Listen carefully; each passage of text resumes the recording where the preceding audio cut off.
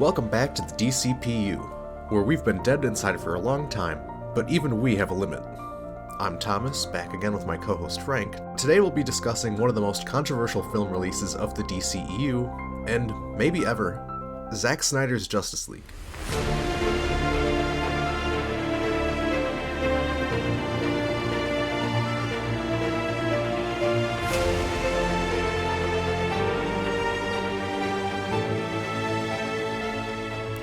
And just as a quick heads up, due to the fact that this film is literally 4 hours long and has a lot of juicy drama behind the scenes, this might be one of the longest episodes of the DCPU. So make sure to sit down and get some snacks and drinks, because we're going to get into some of this drama behind the Snyder Cut. If you've been a regular listener, then you already know the history of Justice League and its production, so there's no need for us to rehash all that again here. However, if you haven't listened to our Justice League episode, we strongly recommend you take a listen to that first before listening to this one, because it will provide a lot of extra context. This is a thorough breakdown of everything that happened that we didn't talk about. Before we start, there are two massive articles that were hugely important in researching for today's episode. One from Rolling Stone magazine by Tatiana Siegel, and one in Vanity Fair by Anthony Breznican. So, it was reported that the Snyders left Justice League after the suicide of their daughter, Autumn, which is only half true. As we know, in 2016, Geoff Johns and John Berg were promoted to co-heads of DC Films. One article references them as watchdogs, saying that at least one of them had to be on set every day to keep an eye on Snyder. John Berg mentioned the role as a low point in an interview, saying, "It was really tricky and not a position that I loved, to be honest. I tried to be forthright about what I thought creatively. My job was to try to mediate between a creator whose vision is instinctually dark and a studio that perceived, rightly or wrong, that the fans wanted something lighter. I was respectful of the director and didn't pursue things that were coming at me from the corporate side that I thought weren't in line with what would make the best movie." Snyder also had some thoughts on Johns and Berg, saying, "It didn't bother me too much because they weren't that threatening. I just felt that the ideas they did have, where they were trying to inject humor and stuff like that, it wasn't anything that was too outrageous." Quote. Yeah, I feel like he's trying to be kind of like middle of the road, like, "Oh, it didn't bother me that much." I think he's trying to be polite, yeah. We'll find out later in the episode that he has some stronger feelings about these two. One thing that the studio did nip in the bud that I think we can both agree with is a cut romance between Bruce Wayne and Lois Lane. This would bring another layer to him bringing Superman back, as it would mean he couldn't have Lois as a partner. A quote from Snyder here. "So we had this insane conflict, because Lois, of course, was still in love with Superman. We had this beautiful speech where Bruce said to Alfred, 'I never had a life outside the cave. I never imagined a world for me beyond this. But this woman makes me think that if I can get this group of gods together, then my job is done. I can quit. I can stop.' And of course that doesn't work out for him." This is such a stupid fucking idea. And it's not clear to me from this article if the romance is one-sided or if there's like really something going on between them. But it just sounds like a really stupid idea overall, because like you're just gonna make Bruce Wayne go out and be like, "Oh, hey, I know your boyfriend just died. Want to go out and get dinner?" Yeah, no. In the story that they've established in like the world and the characters and shit, it makes no sense. I can't see it happening naturally, and also it would piss off literally everybody. There's not a single fucking human being who's asking for a Bruce Wayne Lois Lane ship in these movies. Their last names do rhyme though. It almost sounds like something that would be put in like the Whedon cut as like forced drama. Yeah, like a love triangle sort of thing. Mm-hmm. The studio expected the film to be a breakout hit and make at least $1 billion. A goalpost Snyder has never reached in his career before this. Or after this. Well, yeah. Or after this. I think all his movies after this went straight to Netflix, so they've made $0 as far as I know. I send him $100 every month. Just the money, right? Nothing else in those envelopes? No comment. In January 17, Snyder showed off the first cut to soon-to-be-fired alleged sex pest Kevin Tsujihara, who, as we all know, hated it, issued a mandatory 2-hour runtime, which according to Snyder, quote, had a paradoxical impact because it meant eliminating much of the heart and humor the studio also wanted, like a comical romantic subplot between Ezra Miller's Flash and Kiersey Clemens' Iris. I know we kind of talked about the 2-hour runtime and some of this stuff between Johns, Berg, and Snyder in our Justice League episode, but it is relevant because of the shit that's going to come up later. I'd also just like to note that I think they literally have like 1 or 2 scenes together, and they don't even talk. I don't think. Yeah, they have one scene, and Iris never opens her mouth, as far as I remember. So That's the heart and humor that they wanted. that's the kind of romance that Zack Snyder envisions, where the woman doesn't open her mouth. Hey, I mean, he said it. He wrote the fucking scene. No, Chris Terrio wrote it. Oh, okay. Reports that Snyder himself asked for Whedon to help on the film were false. Jeff Johns was planning a Batgirl movie, which, as we know, Joss was supposed to direct, and brought him in to do the rewrites on Justice League. Snyder took the hiring in stride, saying, "I thought maybe Whedon could come in and write some cool scenes. I thought that would be fun." And it wasn't. Yeah, I think again, this is just him trying to be diplomatic. Snyder says he only had one conversation with Whedon about the studio's notes, and it was at this point that the Snyders lost the will to fight and just kind of left the project to be with their family after the suicide of their daughter. Snyder said that when fans come up to ask him about certain details in the film, he often had no clue what they were talking about because he didn't even have that in his original version of the film. So that was everything going on with the production of the original film, which again, we already covered, but it's nice to recap it just a tiny bit for people who are too stubborn to go back and listen to the 5th episode. And, that was like 5 weeks ago, so maybe some people have forgotten. But the major takeaway here is that Johns, Berg, and Whedon had basically taken the film away from Snyder. And as diplomatic as he may seem, you'll find out later that this isn't really how he truly feels. I mean, I can understand him not being happy with it. Oh, no, me too. Absolutely. I would be fucking pissed. I would want to kill these people if I was in his position. On November 11, 2017, before the film even released in theaters, a Change.org petition was launched by a Snyder fan who demanded that Warner Brothers release the film as Snyder originally intended, which would also include the original score by Junkie XL. This was 6 days before the movie came out, so we're already at a point where, again, we briefly touched on this in our Justice League episode, and we've mentioned it a few times throughout the show, but these Snyder fans are they're diehard people. The movie's not even out yet, and already they've launched a petition. And by the time this petition wraps up, it's going to have close to 200,000 signatures. It's kind of impressive, almost. Definitely impressive. Assuming they're real people, which we'll also talk about later. Imagine if they did, care this much about something productive, Yeah. like climate change or something. And as we all know, on November 17, 2017, Justice League would release in theaters and bomb hard. Zack Snyder has never seen the original film. His wife Deborah and Christopher Nolan attended a private screening of the Whedon cut, both coming out with the same words of advice for Zack: "You can never see that movie." I found this really funny quote while researching, and it's from a studio executive who requested anonymity.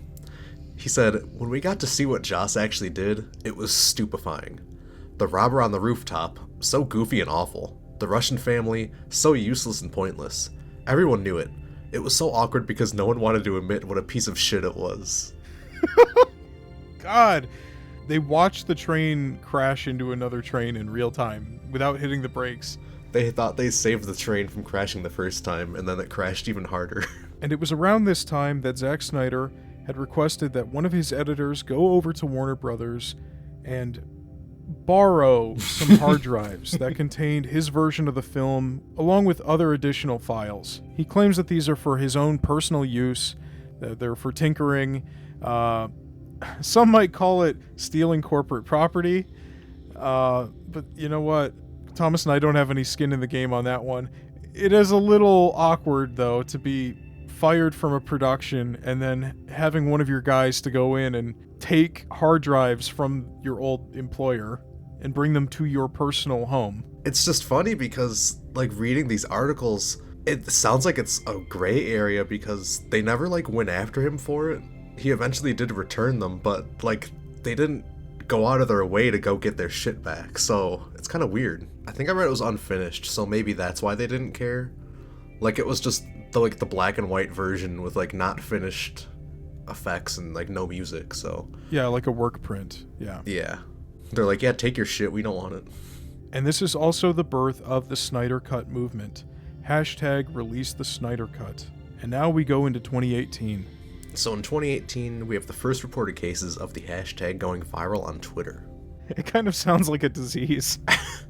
No, that's not till 2020. In September 2018, former DC Entertainment president Diane Nelson deleted her Twitter account after she was mercilessly harassed for praising Todd Phillips' Joker, a DC film that Warner Brothers would greenlight outside of the Snyderverse. And in November 2018, an anonymous fan would spend thousands of dollars for an airplane to fly over Warner Brothers' Burbank offices with a banner that had the now iconic hashtag written out on it. I wonder how much it actually cost them to do that. I think when I was looking, it cost like $2,000, which honestly felt kind of cheap. Yeah. I didn't think you could get an airplane banner for just a couple grand. Does that include flying it, or is that just for the banner? That's a good question. I don't know. I'm going to have to talk to my airplane guy. But it's cheap enough that they pull this stunt off multiple times, because as we go into 2019, July 19th, another airplane banner with the hashtag would fly over San Diego Comic-Con. And continuing the trend of expensive publicity stunts, October 6th, 2019 would mark the day that fans would buy space in Times Square in New York City for a Snyder Cut billboard, which would read, quote, 3.5-hour untold story of Justice League, quote, along with the fan group's Twitter handle and a blurb about how the movement is working with the American Foundation for Suicide Prevention, which, considering some of the shit that these fans are doing, kind of feels like reputation laundering. I mean, I know later on we'll also talk about some good things that they've done, but it really irks me that they're attaching this harmless organization to what can be often a malevolent group of people. Do we know maybe there's like several groups, there's like warring factions of Snyder fans? It's like the alt-right. You're probably right on the money with that shit. Yeah. On November 17, 2019, there was a big push on Twitter with the hashtag going viral yet again, with the support of Zack Snyder himself, Gal Gadot, Ray Fisher, and Ben Affleck all participating and posting. Jason Momoa would also frequently champion the release of the film on his Instagram and in interviews. The hashtag would go so viral that it would stay in the top of the trending leaderboard for days, peaking with nearly 1 million tweets. Which, I mean, for 2019 is impressive. Like, even today, that's impressive. Not that Twitter means anything anymore. A few days later, Toby Emmerich called Snyder with an offer. He said that a lot of people at the company felt bad that Zack was unable to complete his vision due to the circumstances, and that if there was a chance to rectify it as logistically and financially possible, they could try. Initially, they just wanted to release the raw footage from Zack's laptop, the unfinished cut with the no music and no VFX. Which Zack refused. Doesn't make any sense to me. I mean, he shouldn't even have it in the first place. Maybe so they're like, oh, maybe you give that to us, we'll release it. Can you imagine if you had to watch that? We had to watch that version for this. It's just Ray Fisher in his mocap suit. So Snyder didn't trust their motivations, saying, here's why. 3 reasons. 1, you get the internet off your back, which is probably your main reason for wanting to do this. 2, you get to feel vindicated for making things right, I guess, on some level. And then 3, you get a shitty version of the movie that you can point to and go, see, it's not that good anyway, so maybe I was right.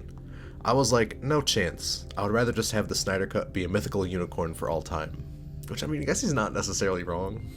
No, I mean, I get where he's coming from. I would definitely feel the way that he does here if I was in his situation. But also, again, like, he's not supposed to have these files that are on his laptop.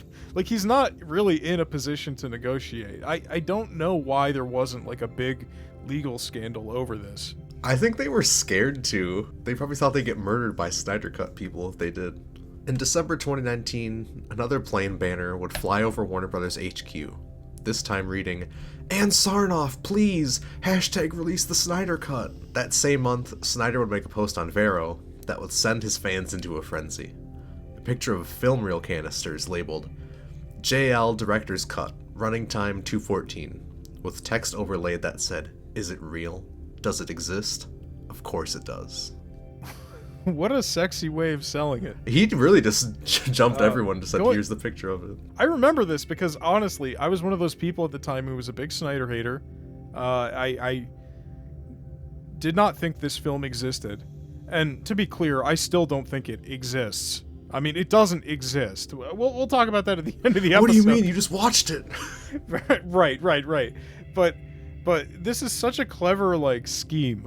A clever way to, like, make these people go apeshit and get himself into the spotlight and get the leverage that he wants to put this thing together. I gotta credit him for that. I mean... He might be a genius. And going into 2020, January would mark the beginning of negotiations between Warner Brothers with Snyder to, quote, redo Justice League. So it looks like whipping all those fans into a frenzy worked. He got what he wanted. Soon after, he screened his 214-minute version of the film at his house for executives to see, which was followed by a green light from HBO Max executive Bob Greenblatt and new Warner Media CEO Jason Kilar. On May 20th, the film would be formally announced, and Greenblatt would say, "Since I got here 14 months ago, the chant to hashtag release the Snyder Cut has been a daily drumbeat in our offices and inboxes. Well, the fans have asked, and we are thrilled to finally deliver." It was around this time that Kilar and Snyder would meet, and Kilar didn't seem fazed when members of the AT&T board informed him of the situation with the company's confiscated hard drives. These damn hard drives.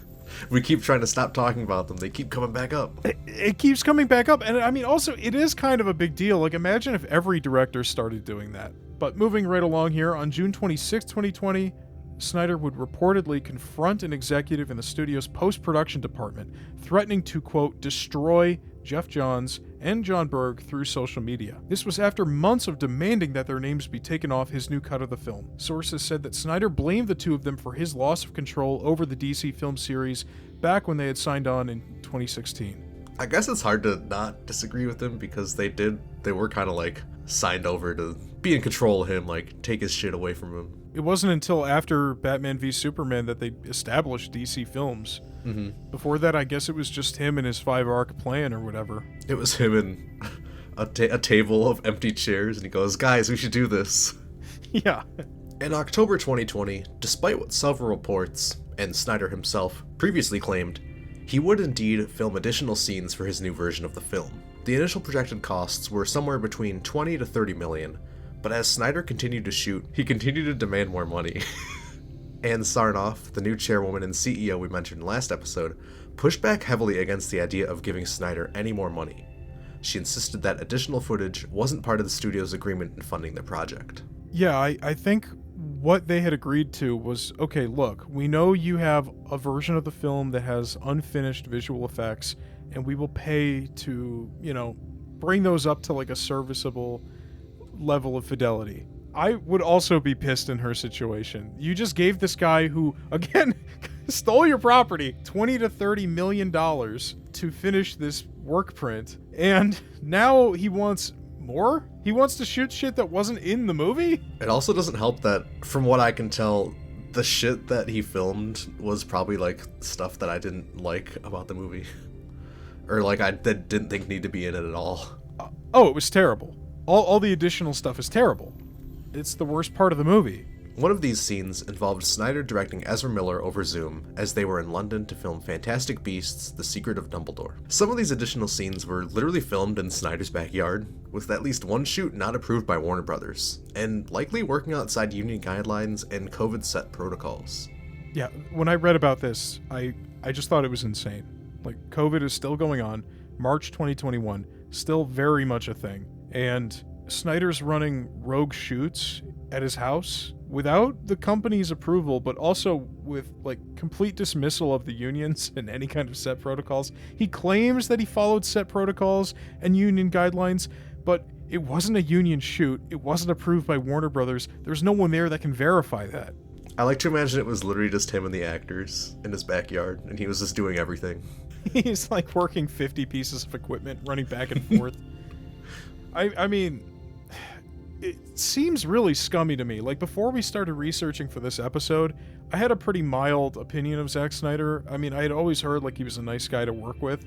But hearing about, like, first he takes the hard drives and shit, and now he's running rogue shoots, which ignore union guidelines, like, I'm kind of losing respect for the guy. I mean, this is all coming from sources from our research in, like, the Rolling Stone article and stuff. So, we're not saying he did this, and we can't even be sure that he did this, but this is what was reported upon, and he does deny it. It's something you should take into consideration, but I feel like it's harder to remember is that this is just people, like, basically fighting back and forth through, like, sources and their quotes. No one really knows what happened besides them. Yeah, so many of the studio executives here are choosing to remain anonymous, and understandably so. I mean, this would be a pretty ugly, mudslinging match here if they weren't. According to Amber Heard, filming wrapped for the additional scenes that were filmed in December 2020. And that same month marked a conflict that was happening in secret between Snyder and Walter Hamada over the character of Martian Manhunter. Hamada was pissed that additional scenes were being shot for a character who wasn't even in the script. And it was also reported that the company already had plans for the character, and didn't want Snyder to waste his introduction to the franchise with 2 random scenes. I don't know what the fuck that they were gonna introduce him in, looking at like the slate from this time, because there wasn't a Martian Manhunter movie, there wasn't like a Justice League movie. What were they gonna introduce him in? I have no idea. Green Lantern Corps movie, maybe? If that was still happening at this point, which I think it was according to our sizzle reel from DC Fandom in the last episode, but I honestly think that they're just bluffing. I think that they're just scared of telling Snyder no, and so they're trying to come up with an excuse that might make sense to him and appease him. Martian Manhunter and Batgirl. Yeah, that was actually the big, that's why they had to shelve the movie, because Snyder used him in the Snyder Cut. And there are sources that say Snyder responded by threatening to delete other footage if he didn't get his way in this scenario. Now, whether that's from the studio's, quote, borrowed footage, or his newly shot scenes, no one can say for sure. But Snyder himself has also denied this, too. That'd be crazy. Yeah, you know that footage you just spent $20 million to shoot? I'm gonna fucking delete it. Or the footage you spent $300 million to shoot. That sounds like a bluff to me, because I don't think... Maybe he'd delete the new footage, but I don't think he'd delete his original footage. When he said he denied it, he elaborated and said, I wouldn't even know how. I mean, I don't even know what that means. Put it to the trash can, and then you hit delete forever. Yeah, right, exactly. You smash it with a hammer. Like, what are we talking about here? There's a million ways to get rid of footage. Maybe he should have just deleted his new footage. We didn't need it. From this, fans would create negative fan art of Hamada and Sarnoff, with one fan depicting them as members of the Ku Klux Klan. Yep, that's the Snyder community. The use of fan art is very liberal right there. Yeah, that's a very nice way of putting it. Killar, who I mentioned earlier, would overrule Sarnoff and Hamada, allowing the character to appear in the film, as well as approving even more money for the production. All in all, Snyder would spend over $70 million on this.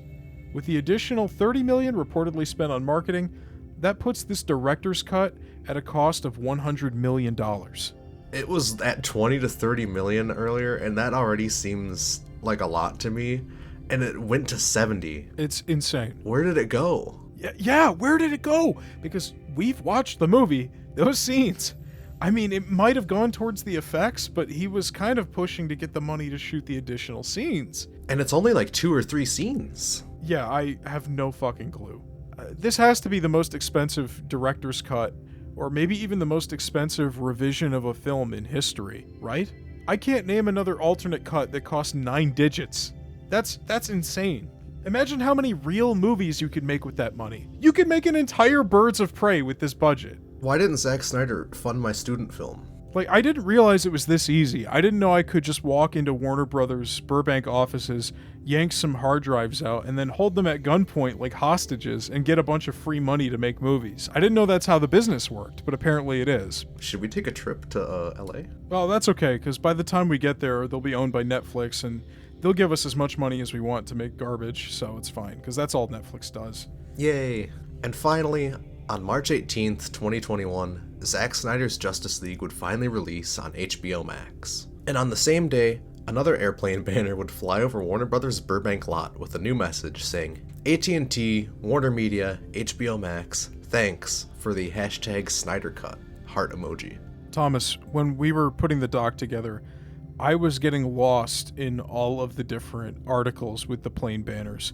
They did like 6 of these fucking things that I could find, and I had to just give up because there was just too much information to put in. It's just... They need to make it more expensive to fly airplane banners, is what I'm saying. If you look outside your window right now, you'll see one flying by. I just hired it. And I don't know if we mentioned it earlier, but that billboard cost $50,000 a day in Times Square. So that's a lot of money. $50,000 a day from an anonymous person or group of people. Nobody knows who it was. Nobody knows who's been flying these airplane banners. If you want to be a conspiracy theorist, maybe the argument could be made that it's actually Snyder himself. I'm not going to make the argument, but... That's what he spent the $70 million on. Yeah, he spent the extra... He was paying off his debt. He takes the money directly he just got on the release date, and he goes and hands it to the guy, and he goes, okay, get that banner up there. He commissions the, no, I shouldn't say that. I should not say that. With the release of the film, Will Beall, who we previously mentioned in our Justice League and Aquaman episodes, would receive a story credit for this version of the film, thanks to its cannibalization of his draft of the story, which is where the Nightmare plotline originally came from. And now we move on to the state of movies, DC, and the characters at the project's release. Around this time, a few of the biggest movies releasing in theaters, and also many on streaming, included Raya and the Last Dragon, Tom and Jerry, Chaos Walking, Godzilla vs. Kong, and Nobody. In terms of the number of releases around this time, and the total box office gross for the industry, it was a complete wasteland. The COVID-19 pandemic was still raging strong across the world, and movie theaters continued to experience devastating consequences from it. 10 days prior to the scheduled debut of the film, people trying to watch Tom and Jerry were shocked to see that the Snyder Cut started playing after the HBO Max logo, as they accidentally swapped the video files and released it early. In comics at the time, Infinite Frontier launched, which was the new era of DC Comics following DC Rebirth. However, instead of serving as a line-wide reboot, Infinite Frontier kept the previous stories canon while also merging in many pre-Flashpoint stories and making those canon as well. Oh, the Omniverse, right? Yeah. There was also the Future State event, which explored a possible future that showcased the legacy of the heroes of the Justice League in the near future. And this was basically just like all a non-canon what-if future that was shown to Wonder Woman after the Dark Knight's death metal event. And it was based on the canceled 5G initiative we talked about last week as well. So it basically was just using those characters and just not wasting them. I just think it was crazy that it was like basically all a non-canon what-if that ran for 2 months. It was all a dream. Basically. At the end, the Spectre's like, yeah, so, that could happen. Wonder Woman's like, wow. Okay. DC Animation also released Justice Society World War II on April 27th, 2021. And as usual, the CW was just releasing their slew of TV shows early in the year as well. And now we get into the plot synopsis and discussion. The film begins in the aftermath of the cataclysmic duel between Superman and Doomsday, where their fatal conflict sends shockwaves across the globe, awakening the ancient powers of the Mother Boxes hidden across various realms, including its resting place on Earth, Atlantis, and Themyscira.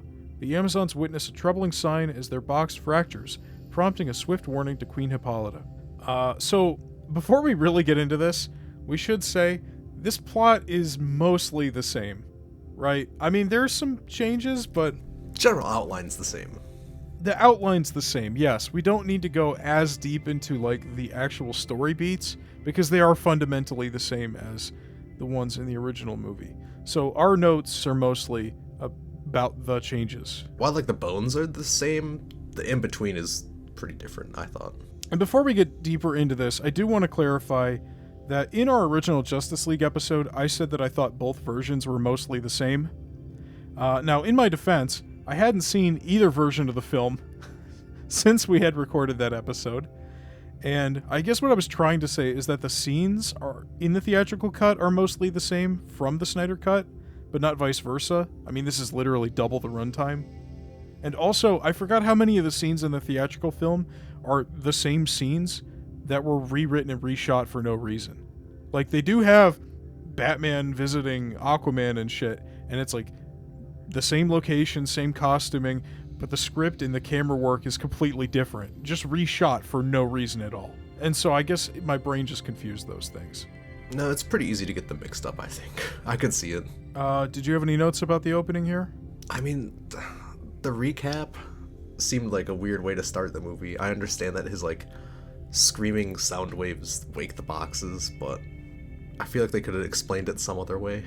I thought it was weird to get, like, a recap from Batman v Superman's ending too. I do like that we have any explanation for the mother boxes now, because in the theatrical cut there's no explanation offered. It also gives us an explanation for why Lex gives that vague speech at the end of BVS, because now he is shown as seeing Steppenwolf within the movie, which was not something that was in the theatrical cut of BVS. Oh yeah, that's true. That's only an Ultimate Edition. And they totally just took Jesse Eisenberg from a different shot and then masked him into a plate shot of the pool of Kryptonian goop, because he looked flat. Like, he looked like a cutout image. The only other thing I have is I kind of liked how we're not even probably 5 minutes in, and they have the scene with the Amazons, and that was like probably 30 to 45 minutes in the original version. Like, that didn't happen until 30 plus minutes in. Yeah, it was definitely further into the movie, which is funny because I think it's usually the opposite scenario when we're comparing these two. There's a lot of stuff in this that happens later than in the theatrical, because of course it is. It's 4 hours long. So now we have part 1, Don't Count on It, Batman. In a sweeping Icelandic landscape, Bruce Wayne, on horseback, journeys to a village to recruit Aquaman. He discovers Arthur Curry in a lively tavern, but the locals dismiss his claims of a man from the sea. After showcasing his wealth, Bruce persuades Arthur to speak with him outside. Despite Bruce's mission to gather allies after Superman's death, Arthur declines the offer, preferring to return to the ocean while the village women sing traditional songs. Upon returning to his aide, Alfred, Bruce shares his disappointment. Meanwhile, in Smallville, Martha Kent prepares to leave her home with her dog Dusty due to foreclosure. Simultaneously, Lois Lane mourns Clark, visiting his memorial daily. So this is pretty much the same. Like, obviously, the details are different, but Bruce goes to recruit Aquaman, he fails, he goes home, and we see that people are mourning Superman. It's basically the same. My only notes here are that the weird Nordic singing was very funny to me. It went on for a very long time. I was not expecting that. I mean, it was pretty, but it was also, like, completely out of nowhere. Yeah, I agree, because I was like, oh, he's gone. Okay, cut. And then it went on for like another minute.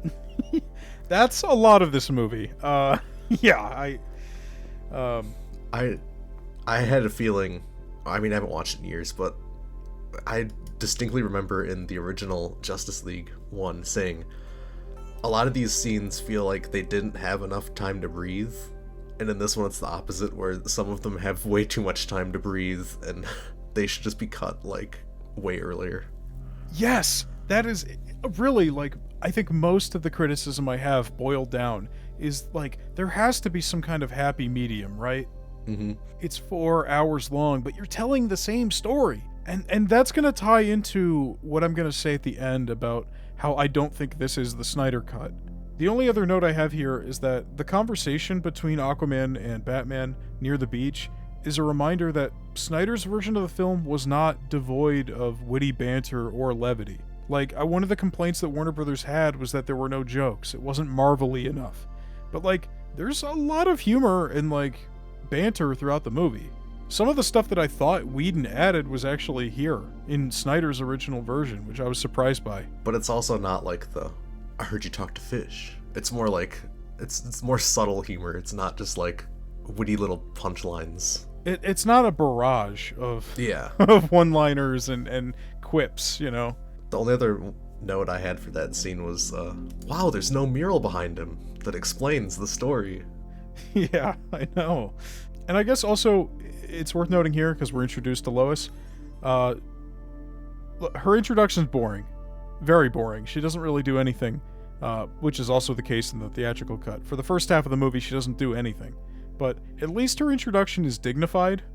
We're not introduced to Lois Lane, you know, talking about clickbait cat articles. It does tie in later in the movie. Mm-hmm. It seems like it doesn't make sense now, or like it's trivial, but... I think they probably could have cut this one, though. I mean, either cut this one or cut the second coffee scene, because they do it like 2 or 3 times. I know they want to establish that it's a thing she does every day, but the cop knows her name. Isn't that already, like, enough for the audience to figure it out? Or roll in another scene to combine it into 2 or something, like she could have met Martha there or something. Yeah, exactly. Like, oh, I thought you'd be here. Well, she met Martha there, then Martha would have to go really far before... Never mind. It'll all make sense later. The scene shifts to London, where a group of merciless terrorists seize a museum, threatening lives with explosives. As the countdown begins, Wonder Woman leaps from the roof to confront the intruders. Displaying her might, she redirects bullets with her gauntlets, vanquishing the leader and soothing the frightened children in the aftermath. God, this plot summary, man. Okay, so this is our introduction to Wonder Woman. My only note here is that it's longer, but it's exactly as silly. Like, I don't understand what's up with these terrorists. They're fucking goofballs to me. We get this weird Amazonian chanting that will follow Wonder Woman throughout the entire film. I did hear the cheetah growl this time that you mentioned in the last Justice League episode. Isn't it funny? It's very funny. It has no reason to be there. It doesn't. And I swear to God, I heard a parademon make the noise too near the end of the movie, but I think I might have just been losing my mind after 4 hours. Yeah, I mean, there's not much to say here. This is pretty much exactly the same. It's a museum. It's a museum. We had this conversation last time, and I was the one who didn't think it was a museum. I thought it was a bank. I thought it was a bank last time, and you told me it was a museum. Oh. Why would the kids be taking a field trip to the bank? That's true. The only thing I have from the scene is I was a little disappointed that the terrorists' motivations still didn't make any fucking sense. They're like, yeah, we're gonna wipe out 4 city blocks. And it's like you were saying earlier, like, the scenes are longer. They have more time to breathe, but too much time to breathe. Like, we have this extended sequence where we see, like, the cops on the ground, you know, and it's just like none of it matters. Or the scene where she's, like, interrogating that guy because, like, you don't need to know what they're doing. You just have to stop them. Also, the lasso doesn't even really work on that guy because he's still being vague with his answers, which I thought was weird. I did like the score, though. I was noticing it this. You did mention the screaming, which I didn't mind. It kind of adds to her like little theme that happens every time she is on screen. I thought it was a little obnoxious, but I don't hate it in theory. Sometimes it did go on a little long, but I did like the. Besides that, I liked that there was like the normal orchestra, but then there was also kind of like the deep bass like synth kind of music playing alongside of it, which was kind of cool. Yeah, it's a good score. And we'll just, I mean, I think we both agree, straight upgrade from the Danny Elfman score. Oh yeah, night and day across the whole movie. Night and day, exactly. It is such night a of fucking night difference. and son of sun. On Themyscira, Hippolyta joins her sisters in the temple housing the Mother Box. After a tense moment, a portal opens, summoning Steppenwolf and his army of parademons. The Amazons fiercely defend the box, but Hippolyta, driven by duty, seizes the box and escapes as her sisters bravely sacrifice themselves to protect it. Steppenwolf pursues her, and despite her efforts, he claims the Mother Box, menacingly taunting her before retreating. Hippolyta commands the igniting of a sacred fire to alert Diana of the incoming threat. Okay, Steppenwolf. He looks better. He doesn't look like a PS2 bad guy anymore. But he feels very over-designed to me. I don't really like all the little metal shingles on him. I mean, he looks better. He looks better. I kind of do like it because it's more alien. Like all those little bits moving, like because they aren't always static. They do move around a little bit. It's much better than his Whedon cut design. I mean, I think the biggest part for me is like maybe the fact that it's all just one color. Like, he's not exciting to look at. Like, he's all just silver bits. He's like the Destroyer from Thor or whatever. Like, he's all just one big silver guy. And I just don't think that's very exciting. What does he look like in the comics? Like, not like that at all. I'm pretty sure he's just some fucking guy. I have a criticism that may also apply to the theatrical cut because I can't remember the details of this part, but why do the Amazons need to seal him in? Didn't they just see him teleport in out of nowhere? Like, what leads them to believe that he won't simply teleport out the same way he came in once he grabs the Mother Box? Yeah, but at least they had the whole building fall off the cliff in this version, because I'm pretty sure it doesn't do that in the theatrical version, which at least makes a bit more sense to why they think it might stop him. I mean, he can teleport. He could just teleport out of the building. I think that's just the problem with Chris Terrio's script in this regard. I don't know. I don't remember if the theatrical cut changes it. I'm pretty sure he boom tubes in and out in both versions. Oh yeah, he does. Well, I was a little at first when they were just like, seal the tomb, and I'm like, you just show that there's a giant glass window on the ceiling. And then the whole cliff fell in, and I was like, okay, that makes a bit more sense. I felt like the Amazons seemed a lot more capable here than in Whedon's version, because in the Whedon version, they just seemed like they were, like, NPC, like, just there to die. But here they actually did a little bit more, I felt. Like, they actually kind of did stop him in that one part for a second. Yeah, and they have, like, some level of personality and camaraderie with each other. I do like that a lot. That is a much improved part of the movie. I do think that this sequence goes on a bit long, certainly longer than the theatrical cut, which, again, was too short. There's gotta be a happy middle ground somewhere. Looking at the film overall, Steppenwolf gets the first mother box 35 minutes into the film. Like, you could argue that this, not Superman's death, which we saw in the opening moments, is the real inciting incident. It's not that I minded the sequence where he fights the Amazons. Like, there's some good action. It demonstrates his threat level because he's kicking all these, like, famously good warriors' asses. But it's just that it's a very drawn-out opening act. Although 35 minutes out of 240 is only 15% of the film. So if you want to, look at it that way, I guess it's not too far into it. There's definitely some room to trim, especially here because he is chasing them for like 10 minutes, and he could probably get it way faster than that. And I think the reason why this scene goes on for so long will play into my grand explanation for what this movie is. Now we get to part 2, The Age of Heroes. At Star Labs, a lurking parademon senses the Mother Box's energy and confronts a custodian. Victor Stone is troubled by his father's unethical actions in transforming him with the Mother Box's power. In response to the urgent signals, Diana decides to investigate the temple herself, discovering the Arrow of Artemis as well as harrowing depictions of Darkseid and the Mother Boxes. After Arthur rescues a sailor from perilous waters, he meets Nuida's Falco, who reminds him of his royal responsibilities and the looming threat of the parademons seeking the box the Atlanteans guard. Steppenwolf meanwhile updates Desaad regarding his mission, receiving criticism for his endeavor to seize the Mother Boxes. Diana later seeks out Bruce at his home, where she details the historical significance of the Mother Boxes and Darkseid's ambitions. The duo realizes the urgency of locating the boxes before Steppenwolf can achieve his malevolent goals. I don't remember if we got an explanation for why Steppenwolf picked fake Chernobyl before, but I do like how this time they say, "It's toxic. That's good." I actually do like how when he's talking to Desaad, we actually get like a wrinkle of characterization. Like, we get motivation for him now. In the first movie, I didn't know what his deal was. He had no deal. He was completely bland.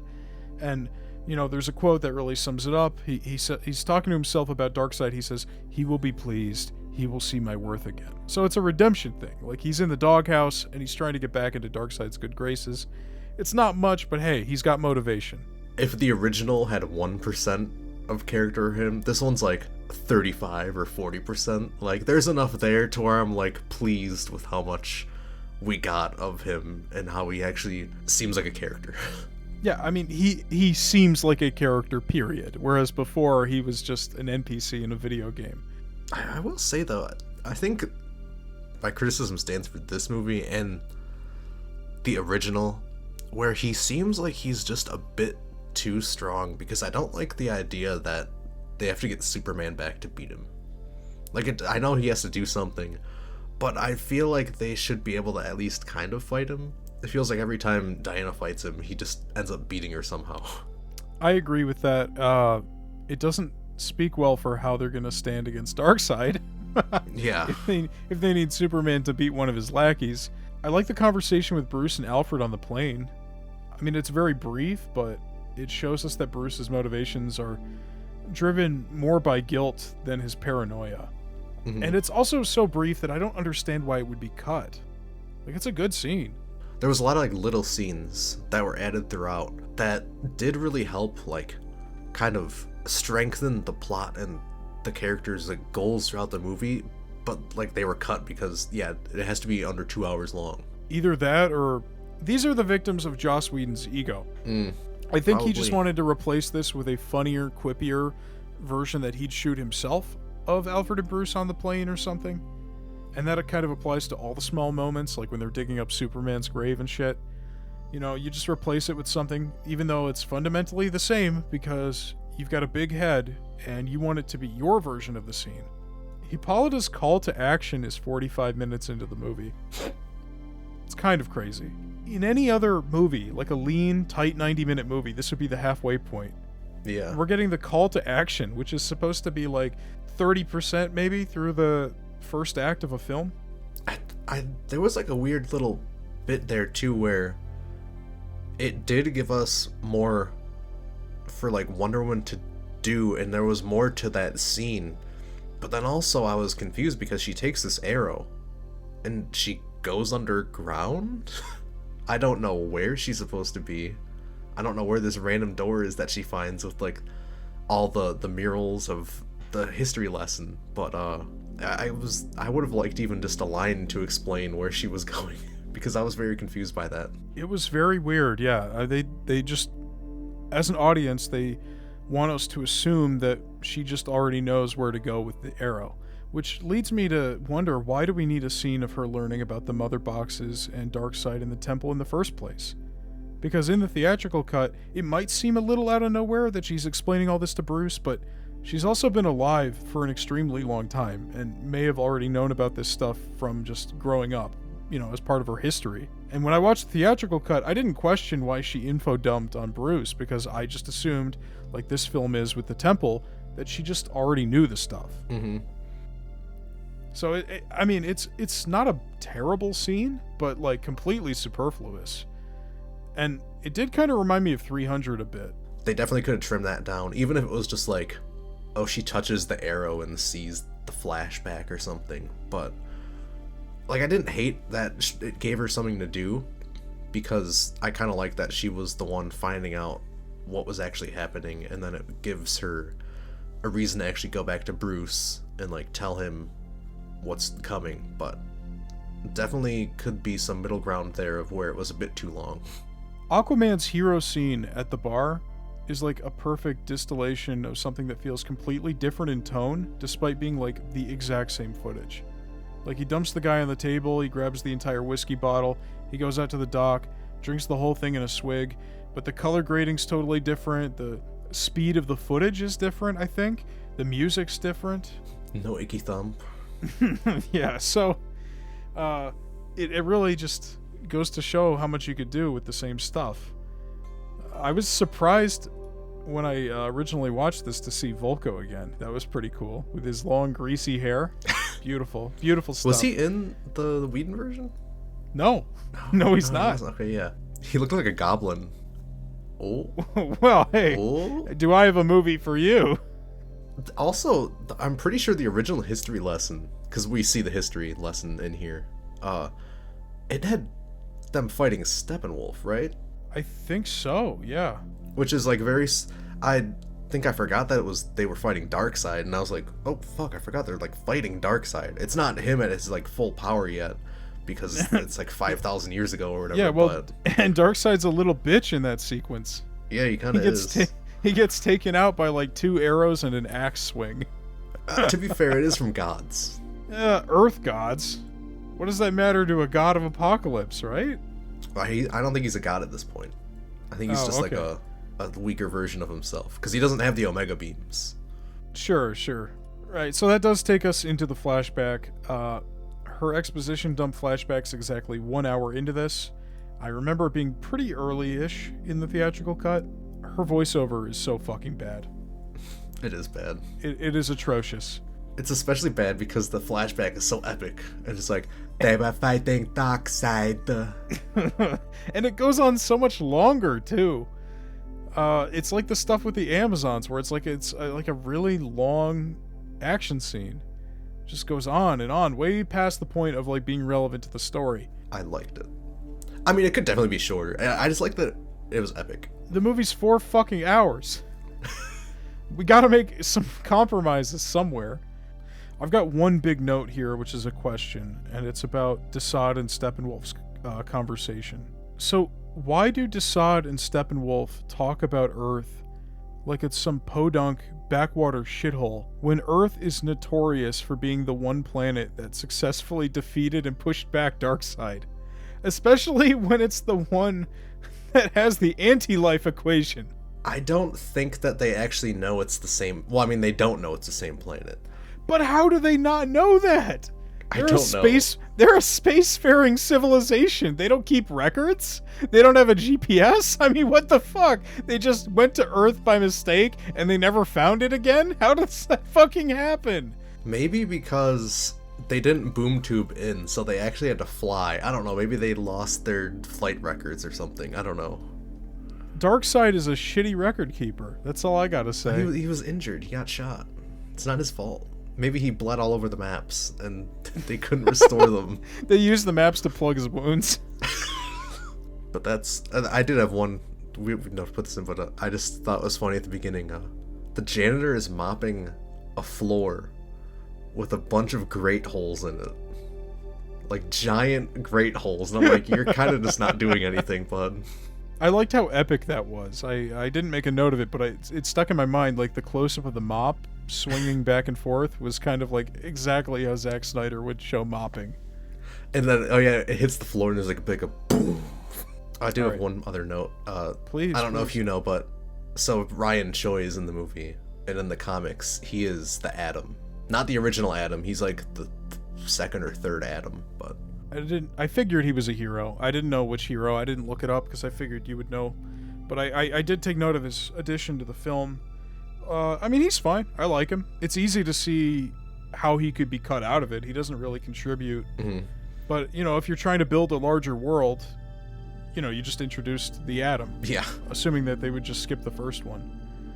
Which, that happens sometimes. They skip fucking Hank Pym in the MCU. Well, at the time, Atom was on Legends on the Tomorrow. CW show. Yeah, so they probably just said, That's probably it, yeah. And now we move on to Part 3, Beloved Mother, Beloved Son. In Central City, Barry Allen attends a job interview where he crosses paths with Iris West, sparking feelings of infatuation. A near disaster occurs when a distracted truck driver collides with a hot dog cart, but Barry's powers allow him to save Iris and avoid catastrophe. Barry struggles with his father's wrongful imprisonment for his mother's murder, further deepening his resolve as a hero. Steppenwolf attacks Atlantean warriors, forcing them to divulge the location of the second Mother Box.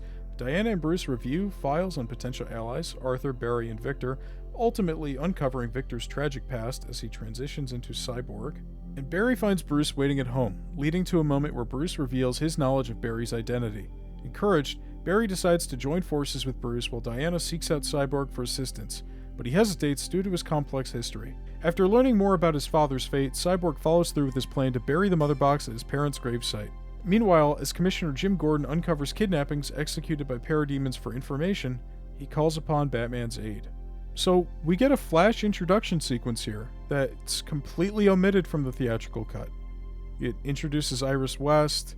It gives us a nice hero moment with Barry that doesn't exist in the original. In the theatrical cut, it's weird because it seems like Barry's never saved anybody before, and he's got to be amped up by Batman giving him the little pep talk, just save one person at a time or whatever. But I like this version better where it's like, okay, Flash is already a hero.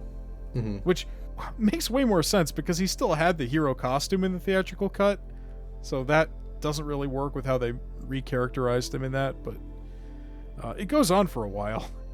But, not that long. Yeah, this one could be trimmed down too. Yeah, we don't need flying slow-motion sesame seeds and hot dogs and stuff. But, I'm not opposed to giving Flash something on his own. It didn't have to be Iris. It could have just been anyone, because that could have saved some time where he's just like, whoa. Yeah, he's just kind of staring at her and grabbing hot dogs. And it's kind of weird at first. He was like, moves the hair, and then he grabbed the hot dog. I'm like, oh god, what is happening? Oh no. Yeah, it was weird that it was Iris, and we mentioned it at the top of the episode, but I don't even think she talks. So, whatever. It was also not 1 hour until we see him. Yeah, it's kind of crazy. It's kind of crazy. But, 4-hour movie, so hey, technically we're only seeing him a quarter of the way through. That's true. I like this version of the scene with him and his dad better than the theatrical. Yeah. He's not like using his powers to draw on people's faces for a gag. You actually get like a nice emotional moment between the two of them. Again, I don't know why you would reshoot that part. I liked his characterization a lot more in this version, because in the Whedon version, it was like they took the quirkiness of the character and turned it up to like 1,000. Yes. This one, he's still like a little quirky, probably less so quirky, but I also feel like he's using his like quirky, I feel like I'm saying quirkiness a lot, but it feels like he's kind of using it to like deflect or like hide some side of him. I don't know. No, I felt the same way. Like, by the time we get to the end of the movie, I thought to myself, I actually really like Flash. Like, I was unsure about how I felt with Ezra Miller playing them and their performance of the character, but they did a really good job. And it's just Joss Whedon's fault. Because in this version of the movie, I love Flash. I love Barry. I love the characterization. I love all of it. It's great. I think even that scene later where in the original one, they're like you said, I've only pushed people and ran away. And then that like takes away from the scene and makes him feel less capable. But here he does feel like he can do more and he doesn't need to be instructed to do everything. Okay, Cyborg. You want to take the lead? So first of all, what round in the NFL draft do you think that Victor would have gone based on his performance in his flashback? That's a good question, and I'm not equipped to answer it. Come on. I don't even know how many draft spots there are. But I think he did good. Yeah, so this is our introduction to Cyborg. I liked it. Really liked it. Sorely missing from the theatrical cut. Both everything you and I Cyborg. Yeah, exactly. You and I both agreed. In the theatrical cut, Cyborg is nobody. He's like not even a character. He's like a plot device, basically. Yeah, he's just, yeah. And in just these 10 or 11 minutes, it gives him so much depth and personality, and like I actually give a shit about this guy, and I like this guy. You know, when he gives that lady the money in the ATM machine, I love that. It made me smile. I feel like this version actually helped to give us a reason why he like fucking hates his dad too, because in the Whedon version, it's like he just really like hates his dad for some reason, but in this one, like you actually see he didn't go to his games, like, and then he blames that for the death of his mom. So yes, yeah. In the theatrical cut, he kind of seems like an ungrateful asshole. You know, it's like your dad just brought you back to life, and you know you hate him for that. I mean, you might be going through shock. You're a weird robot freak now. Okay, sure, but you know, this is a much better, deeper explanation. Yeah, it's great, and we also get a lot more of his dad in this movie, which not all the Star Lab scenes really like contribute to the plot, but I really like Joe Morton as Silas, so I don't care. While they do show like he doesn't necessarily like love his dad in this, he also does, like, he saves him, so he still has like feelings for him. He puts aside his feelings and like still saves him because that's his dad. Both of these introductions do so much to humanize the characters, like giving Flash and Cyborg a likability and personality and depth that are sorely missing in the theatrical cut. I totally understand why Ray Fisher was pissed off about Justice League and everything that was going on there, because he got totally ripped off. He's basically the closest thing the film has to a protagonist. And in the theatrical cut, he's a sidelined character. Yeah, he literally holds the keys to stopping this because he has to break up the mother boxes at the end. No one else can do that. The whole plot hinges on him. It's like him and Barry. The whole finale hinges on him and Barry, and in the theatrical cut, him and Barry have fuck all to do. So yeah, it only gets worse as the movie goes on, because there's just so much of Cyborg in this movie. Theatrical cut's got nothing. Aquaman got the short end of the stick here. I felt like he didn't have as much of development as them. Granted, he did have a movie coming out soon, so that could be a part of it, but... That's true, yeah, that might have factored into it. I do like Aquaman in this movie, though. I like that he still has his, like, Looney Tunes screams at the end, but he's more of like a stern guy in this. Mm-hmm. And then we have the part, so Bruce meets Barry, all that stuff. No brunch line. No brunch. Definitely, I think this was where my note from the less quirkiness came from, because their interaction is much more like normal. He's not like being a weirdo when he meets Bruce. It didn't dawn on me until now, but so many of the members of the Justice League have family issues. Like, obviously Bruce.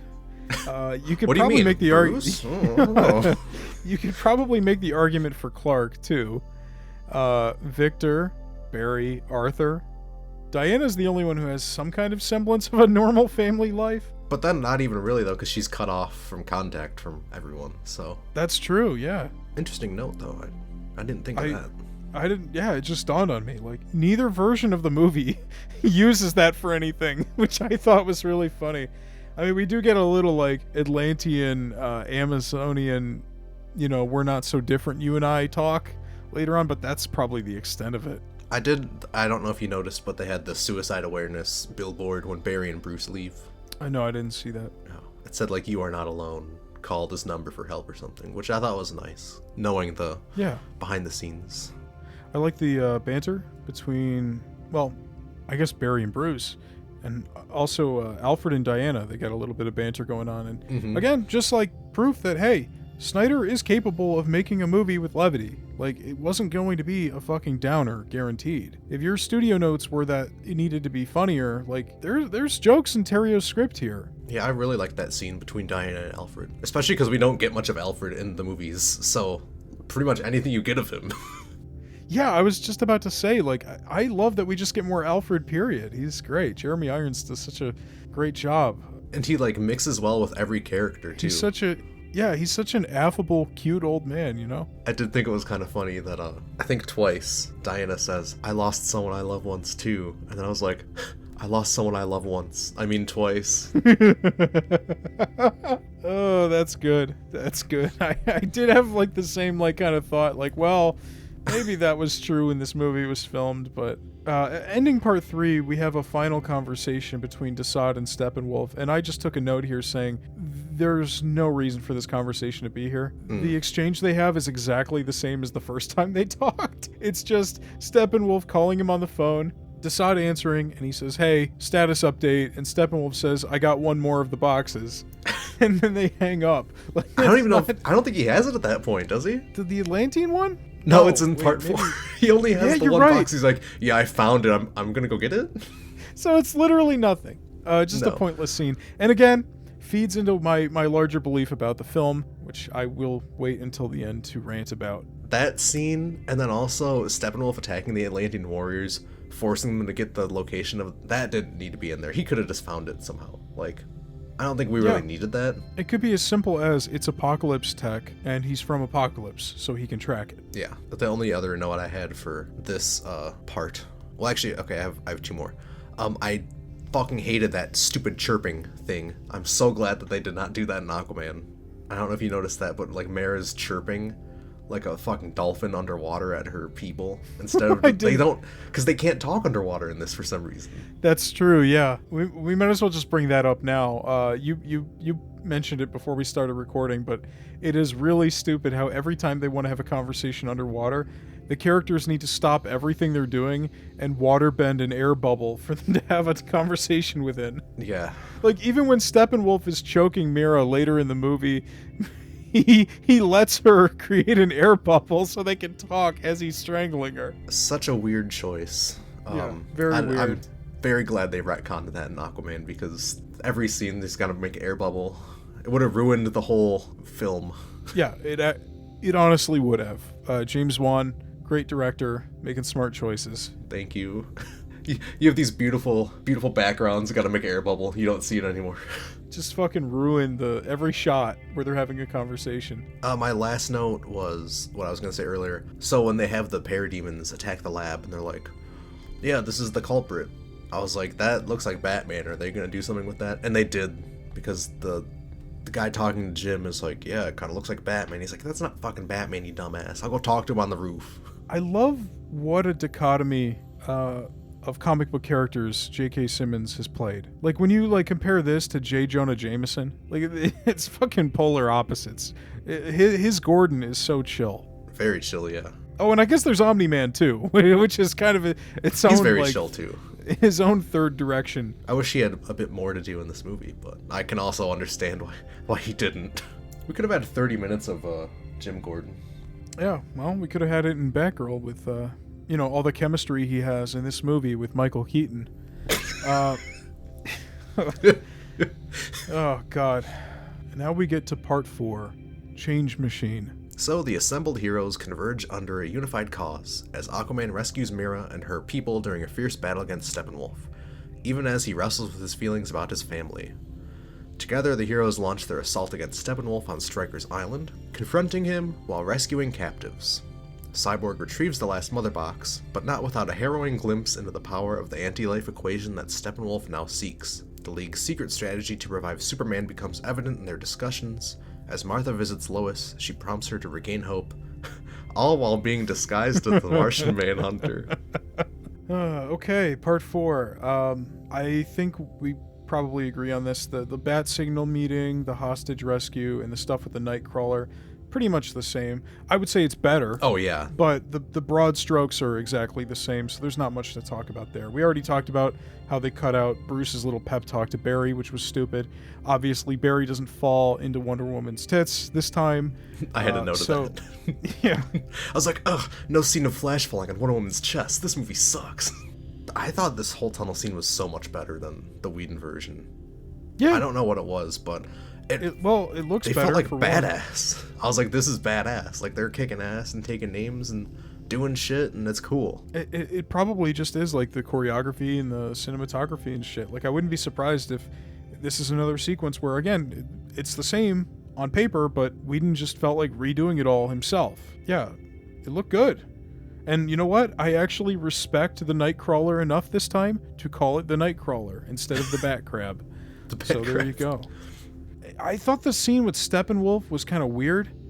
Like, why is the scene of him realizing that the anti-life equation is on Earth him mimicking exactly what we just saw Darkseid do in the flashback? Like, again, just a complete waste of our time.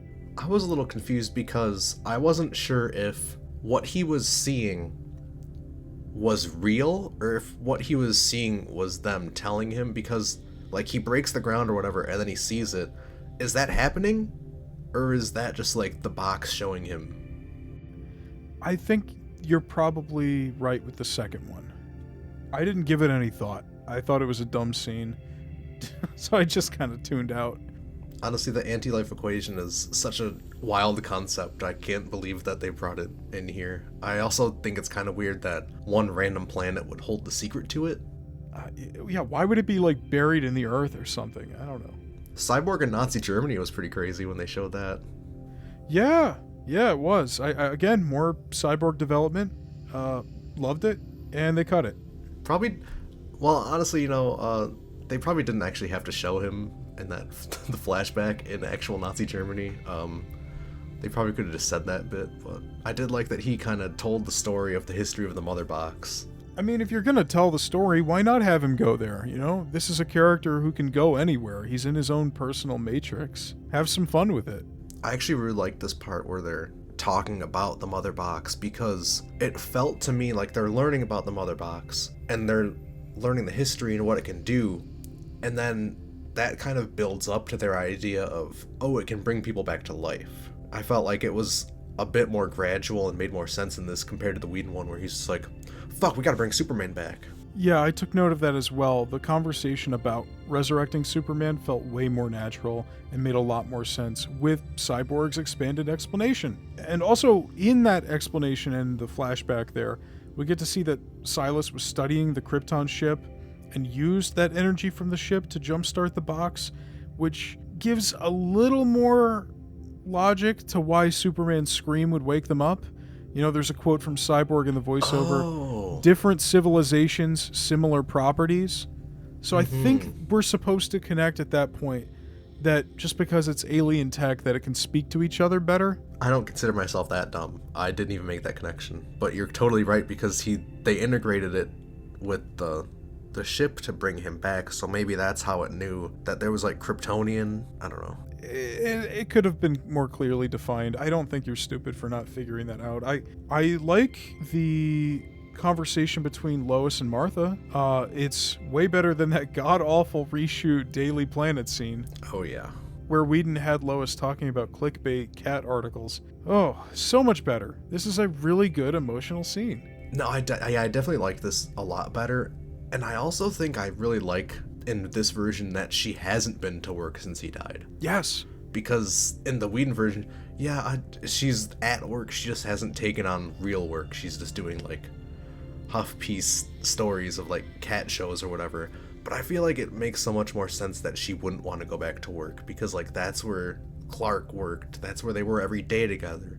It's a lot more behind that than just like it's her job and she is sad and doesn't want to work. Again, I don't know why the fuck. Well, we know how Joss Whedon feels about women, so maybe he didn't want them to have such a dignified conversation together. Yeah, I really like this scene. And then it's revealed it wasn't Martha. I have 2 complaints about this scene. One, sure. It broke up the conversation between the Justice League, because I didn't realize it cut away from the scene and it went right back to them, and it felt like kind of weird. Yeah, I took note of that too. If it was me, I probably would have just cut the scene with the League after this. Mm-hmm. Like, if it was me, I would have put the Part 5 transition at the shot of Cyborg making the little hologram. That felt like a perfect transition point. And then you start with Lois and Martha, or you end this with Lois and Martha, and you pick up with them digging up the grave or something. And then my second complaint with the scene is the fact that Martha takes one step out of the door and transforms into Martian Manhunter. Yep. So weird.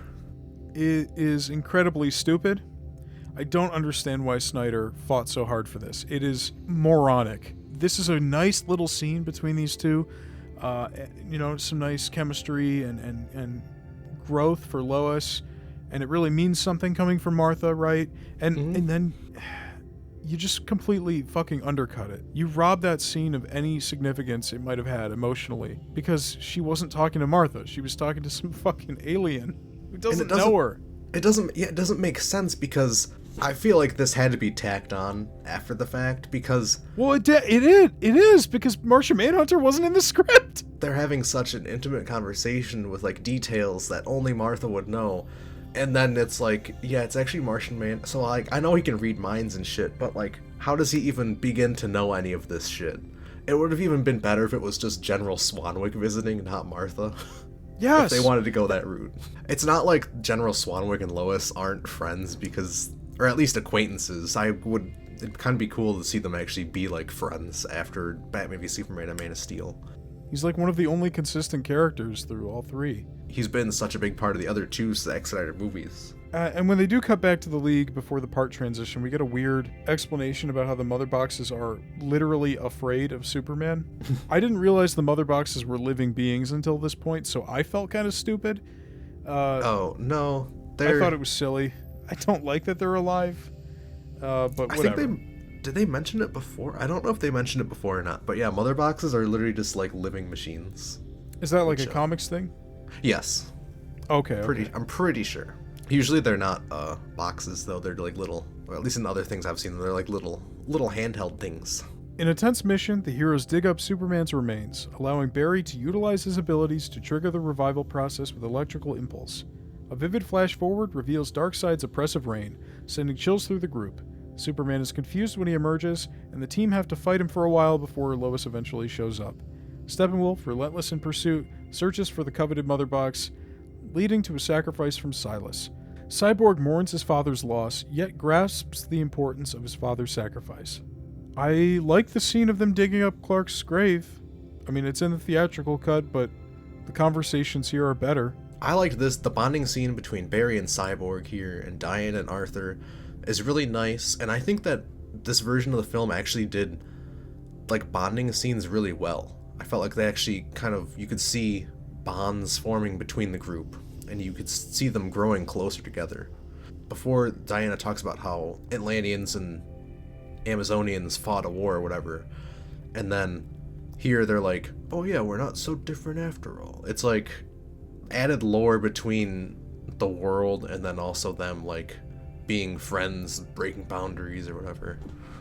Yeah, because this is the first time we ever hear that the Atlanteans and the Amazons, had some kind of relationship of any kind. It's good world building. It works for those characters, and you're right. Like, there's a lot of great conversations and little scenes throughout the movie where they're not just making little snippy remarks to each other, but they're actually having conversations and getting to know each other as a team. It's the kind of shit that was completely missing. I mean, I don't know how many times we could say it.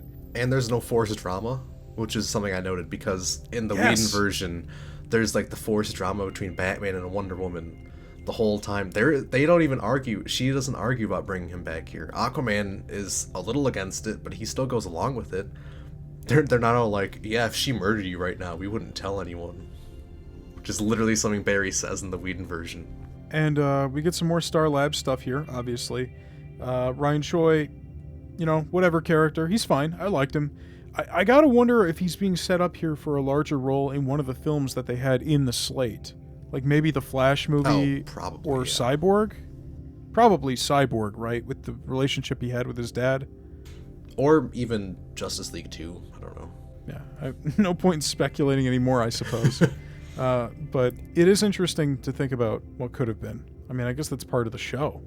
I think the only other thing that I kind of liked in the Whedon version over this one was where they audibly said why Superman was nervous was because Aquaman's heart was beating really fast. Because here they're just like, why is you confused?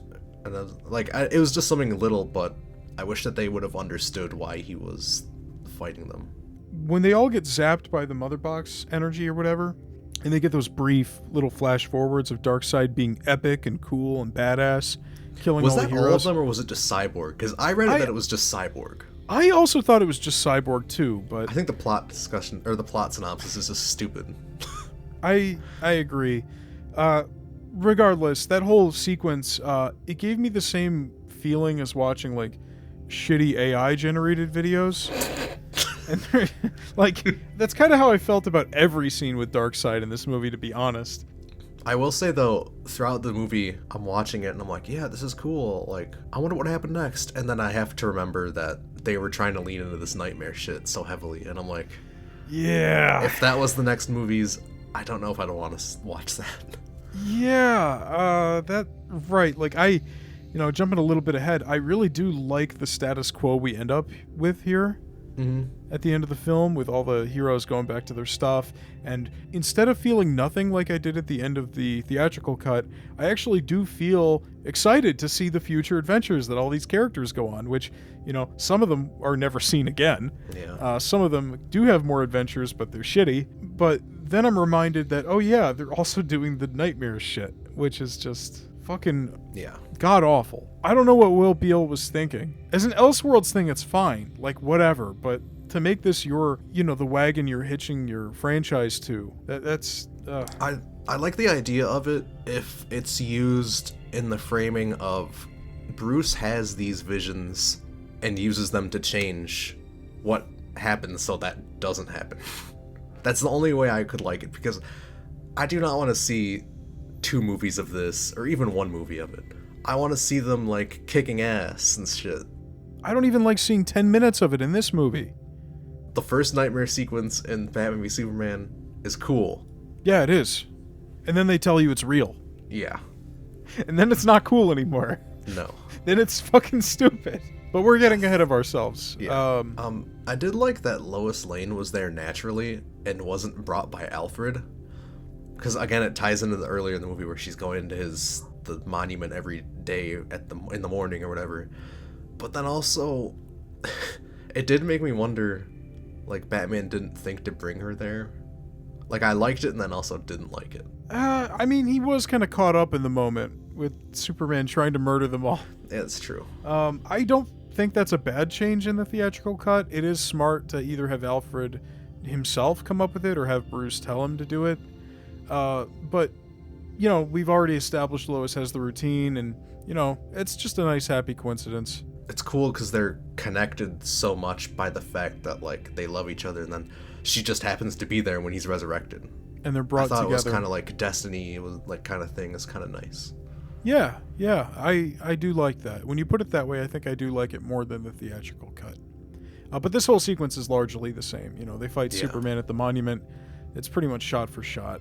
No do you bleed quip, which I am sad that they removed. I mean, obviously it's better for it, but I did like that joke. There was a shot when he's fighting Flash or whatever, and he's on the ground and he raises his hand, and I don't know if you noticed, but it's like a direct rip from, I think, Man of Steel, where Superman is like flying, or maybe Batman v Superman, where Superman's flying down and some lady's like reaching up in the air towards him. It's like the same exact shot, but kind of like a bit more menacing, because he's confused and evil right now. The only other thing I have about this scene in particular is I liked that Alfred's gauntlet invention saved Bruce's life.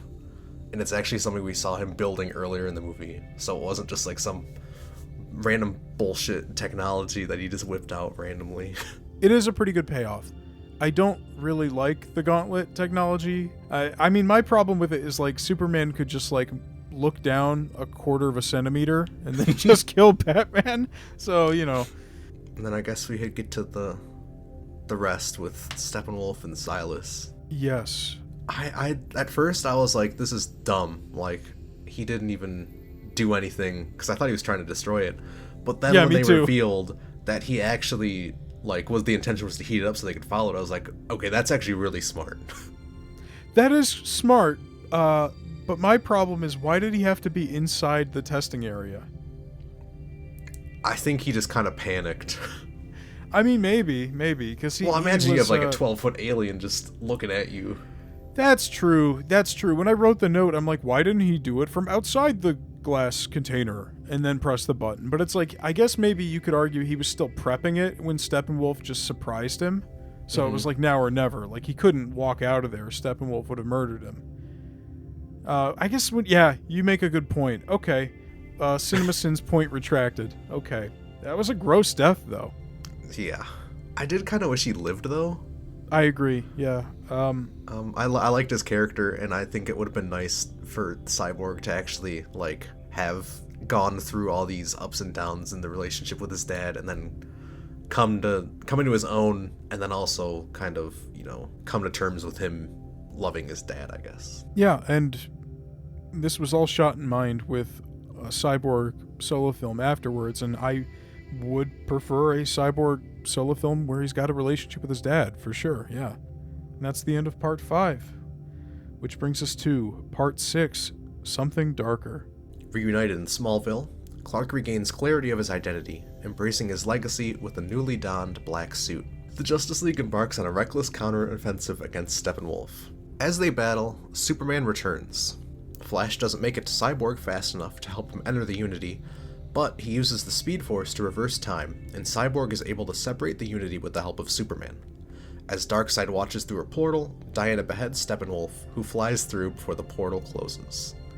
With the mother boxes destroyed, Darkseid says they'll have to find their way back to Earth the old-fashioned way. It's kind of funny that his decapitated corpse flies through the portal, and then Darkseid just steps on his head. Yeah, he's such an asshole. That's his uncle, I think, canonically, too. Oh, I think Steppenwolf is his uncle. Quickly, I want to ask a question. Who the hell's the human with Darkseid? Oh, Granny Goodness? Oh, of course, Granny Goodness. Sure. Yeah, alright. Yeah. She, all right, well, that answers my is in charge question. of the Furies. Sure. She sounds like Ed Asner. So we get some more time with Clark on the farm, which is a plus, and it's also better time on the farm. Like, these are better scenes than the ones with him in the theatrical cut. We get a quick moment where Arthur is expressing real concern for Victor and his mental health, and I thought that was very sweet, it shows that Arthur is, he's a big softie underneath it all. Yeah, and then Barry's like, I thought you didn't care. He's like, I never said that. Yeah, I love that. And then we get the fight. I don't really have any notes at all about the fight. I mean, we haven't mentioned the black suit yet. I just want to say the black suit is badass. I just wish that the cape was either like white or silver, just to break up a bit more of the black. Maybe he could have white boots or silver boots, whatever. Just because, it's supposed to be like bright Superman, but then he's also wearing all black. And there's not like he needs a recovery suit, or at least they don't say he does, which is what the black suit is usually for, because, black absorbs more sun rays. My only complaint about the black suit is, well, I don't like how in the epilogue. Oh, he's still wearing it. He's still wearing it under his shirt. Yeah. Yeah. But whatever. I really liked this this version of the farm scene, because you can definitely tell when it starts he's more confused still. In the Whedon version, like, as soon as he's back home, he's like, oh yeah, I'm me again. But like, there's still some confusion. He's like, I liked it here. Like, he's still kind of figuring things out. And I like how, he's walking through the Kryptonian ship later and he's hearing the voices from both of his fathers. And I can't believe I'm saying this, but I was feeling some kind of nostalgia for Man of Steel. Wow. Like hearing Russell Crowe and Kevin Costner and the Hans Zimmer theme coming back, it was kind of working for me, you know? It was kind of making me feel warm. The Hans Zimmer music's so good. What was your thoughts on the other thing I have from that area is when he goes up in space and then he hits the Jesus pose. Oh, you gotta hit the Jesus pose. I mean, come on. And then the only other notes I have from this are from the battle. Honestly, I was very engaged in this part of the movie, so I did not take that many notes. I was just same. Taking it all in. I was like, this is badass. This is much cooler than the Whedon version. Yeah, the action's good. I mean, what can you say? I guess Joss Whedon added in the Bruce's suicidal subplot, because I thought it was a lot cooler that Batman goes in and, I mean, he doesn't have a plan for this. He goes in, no plan. They don't have to rescue him necessarily. He still kicks ass and like doesn't want to die. Yeah. Famously, Batman is not a planner. But no, I agree. Giving him a death wish is kind of stupid. My only note with the fight is not even the fight itself, but the conclusion. The Justice League lose. Yeah. They lose. And Barry has to rewind time, which is a huge moment for him and for the movie. And it works so well as the climax. And Joss just cut it completely. Especially because everything's going good up until that point. Superman, they're beating the fuck out of Steppenwolf. They still lose because Barry doesn't make it there in time. But then you have that really cool scene where like the world is being destroyed in front of him and he's running back, and each step he takes, the world rebuilds under him. Really cool. Way better than Superman just going, well, I'm a big fan of justice, and then laser eyeing him or whatever the fuck happened in the theatrical cut. Who remembers? Yeah. In the theatrical cut, so Superman helps Cyborg rip the boxes apart, and then he goes, oh, I wish I was dead. And I was like, oh man, like thinking about that and how Zack Snyder's daughter like killed herself, and then having Superman say that, like, oof. Also, I think that's the same part where Cyborg has a dumb quip where he's like, man, my toes hurt. I don't even know how that's possible. He's like, I don't have toes. Yeah, dumb. And that brings me to my last note in part 6, which is, we've been saying it throughout since he was reintroduced. It's so easy to see why Ray Fisher has a massive bone to pick with everyone involved in the theatrical cut. Mm-hmm. Like, you're going from, I'm not broken and I'm not alone, to booyah. You know what I mean? Like, he goes from having an arc to being a catchphrase machine. Especially because he hasn't had that many acting roles. I think this was maybe like his first or second big role in the movie, so to have your one shot to show off your talent thrown away and destroyed by someone who makes a shittier version and ruins your character has gotta sting. And probably ruins your career. Yeah, like this was probably Ray Fisher's big break. And Whedon, the fucking petty asshole he is, just fucked him over completely. He did exactly what he threatened to do to Gal Gadot. He threatened to like make her look silly. Mm-hmm. And, I'd argue she's like the only character in the theatrical cut that has any semblance of an arc or a lesson or something. But Cyborg's nothing in that movie. No. Like, wow. I remember when this first came out, I was really skeptical about how much could change, Even with the extended runtime, I told myself, okay, whatever, big deal. Okay, so it does exist, or it mostly existed and they polished it. Well, it can't be that different. And then I watched it. I was just blown away by how much of Barry and especially Victor there was. Like, they're actual people, and it just changes everything. And now we get to the epilogue. With hope rekindled, the League prepares to face future challenges as Cyborg learns from his father's parting advice. Meanwhile, an escaped Lex Luthor plots with Deathstroke, concocting plans to undermine Batman after revealing to Deathstroke his secret identity. We see a flash forward to the Nightmare universe, where a team of Batman, Cyborg, Flash, Mira, Deathstroke, and Joker wander through the wasteland in an attempt to take down Superman, who finds them. Bruce wakes up with this seemingly being a nightmare and walks outside to meet Martian Manhunter, who tells him Darkseid is still coming and that he'll work with them. In a touching tribute, the film is dedicated to Autumn Snyder as the credits roll. I think I liked about half of this epilogue. Yeah, that's exactly where I'm at. I think this feels like a genuine course correction from the dour tone of Man of Steel and Batman v Superman. Like, this movie is definitely lighter. The characters are definitely more likable. Seeing everybody go back to their lives, I feel a real interest in following all of them now. Whereas the theatrical cut left me apathetic to most of them. And it's so hopeful, too. Yeah, it is. It makes it feel good. Like, I feel warm walking away from this. Well, until the other stuff starts. But before we get to that, there is the scene with Lex Luthor and Deathstroke, which I took a note here. Whedon even rewrote this? I was surprised because, like, this is... I don't know. Why would you rewrite this? Well, because they were aiming for more of, like, a Legion of Doom or, like, evil Justice League. And this is more of, like, a Ben Affleck solo Batman tease or something. Yeah, which... Okay. So the scene started, and I was like, oh, I thought this was added in by them. But then I remembered why it was different, because it's teasing different things. But I did kind of like the idea of doing a evil Justice League. I mean, they could still do it. Yeah. But I mean, look, at this point, how many fucking villains do you have? You know what I mean? Not enough. Like, Zod's dead. Doomsday is dead. Enchantress is dead. You know, it's like you don't really have enough people for a Legion of Doom, at least if you're going to recruit from the existing movies. Black Manta, Lex Luthor, Deathstroke. That's pretty much all they got. And Savannah, maybe. And it's like... Cheetah? Well, no, but the wishes are reversed. She'd be like 80. I was... Yeah, also she'd be old as shit. It's just Cheetah in a wheelchair. And then we get to the nightmare sequence. My favorite. Yeah. Well, why don't you take the lead then, since it's your favorite? Trenchcoat Batman does still look so goddamn cool. Yeah, admittedly, he does look cool. You could definitely tell it was a reshoot, though, because Ben Affleck's face did not fit in the mask. It looked so loose on him. Yeah, and the scene right after this, too, his arms are way skinnier. Like, he's clearly not in Batman shape anymore, which is fine, you know, but it's just obvious because it's a reshoot.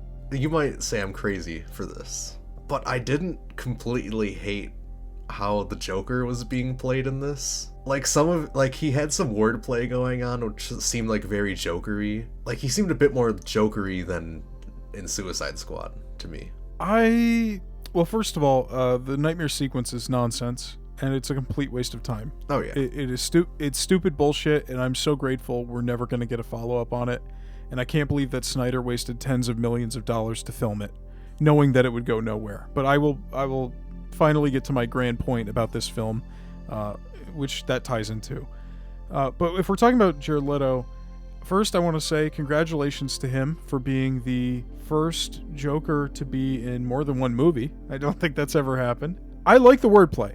It gets to be a little much, but... No, I don't even care that it's a little much. Like, that's his thing. Whatever. I'm cool with the wordplay. I like the wordplay. I like his little jokes and shit. I don't like the voice. It kind of feels like he's doing a Heath Ledger, which is one thing that I liked about his performance in the Suicide Squad,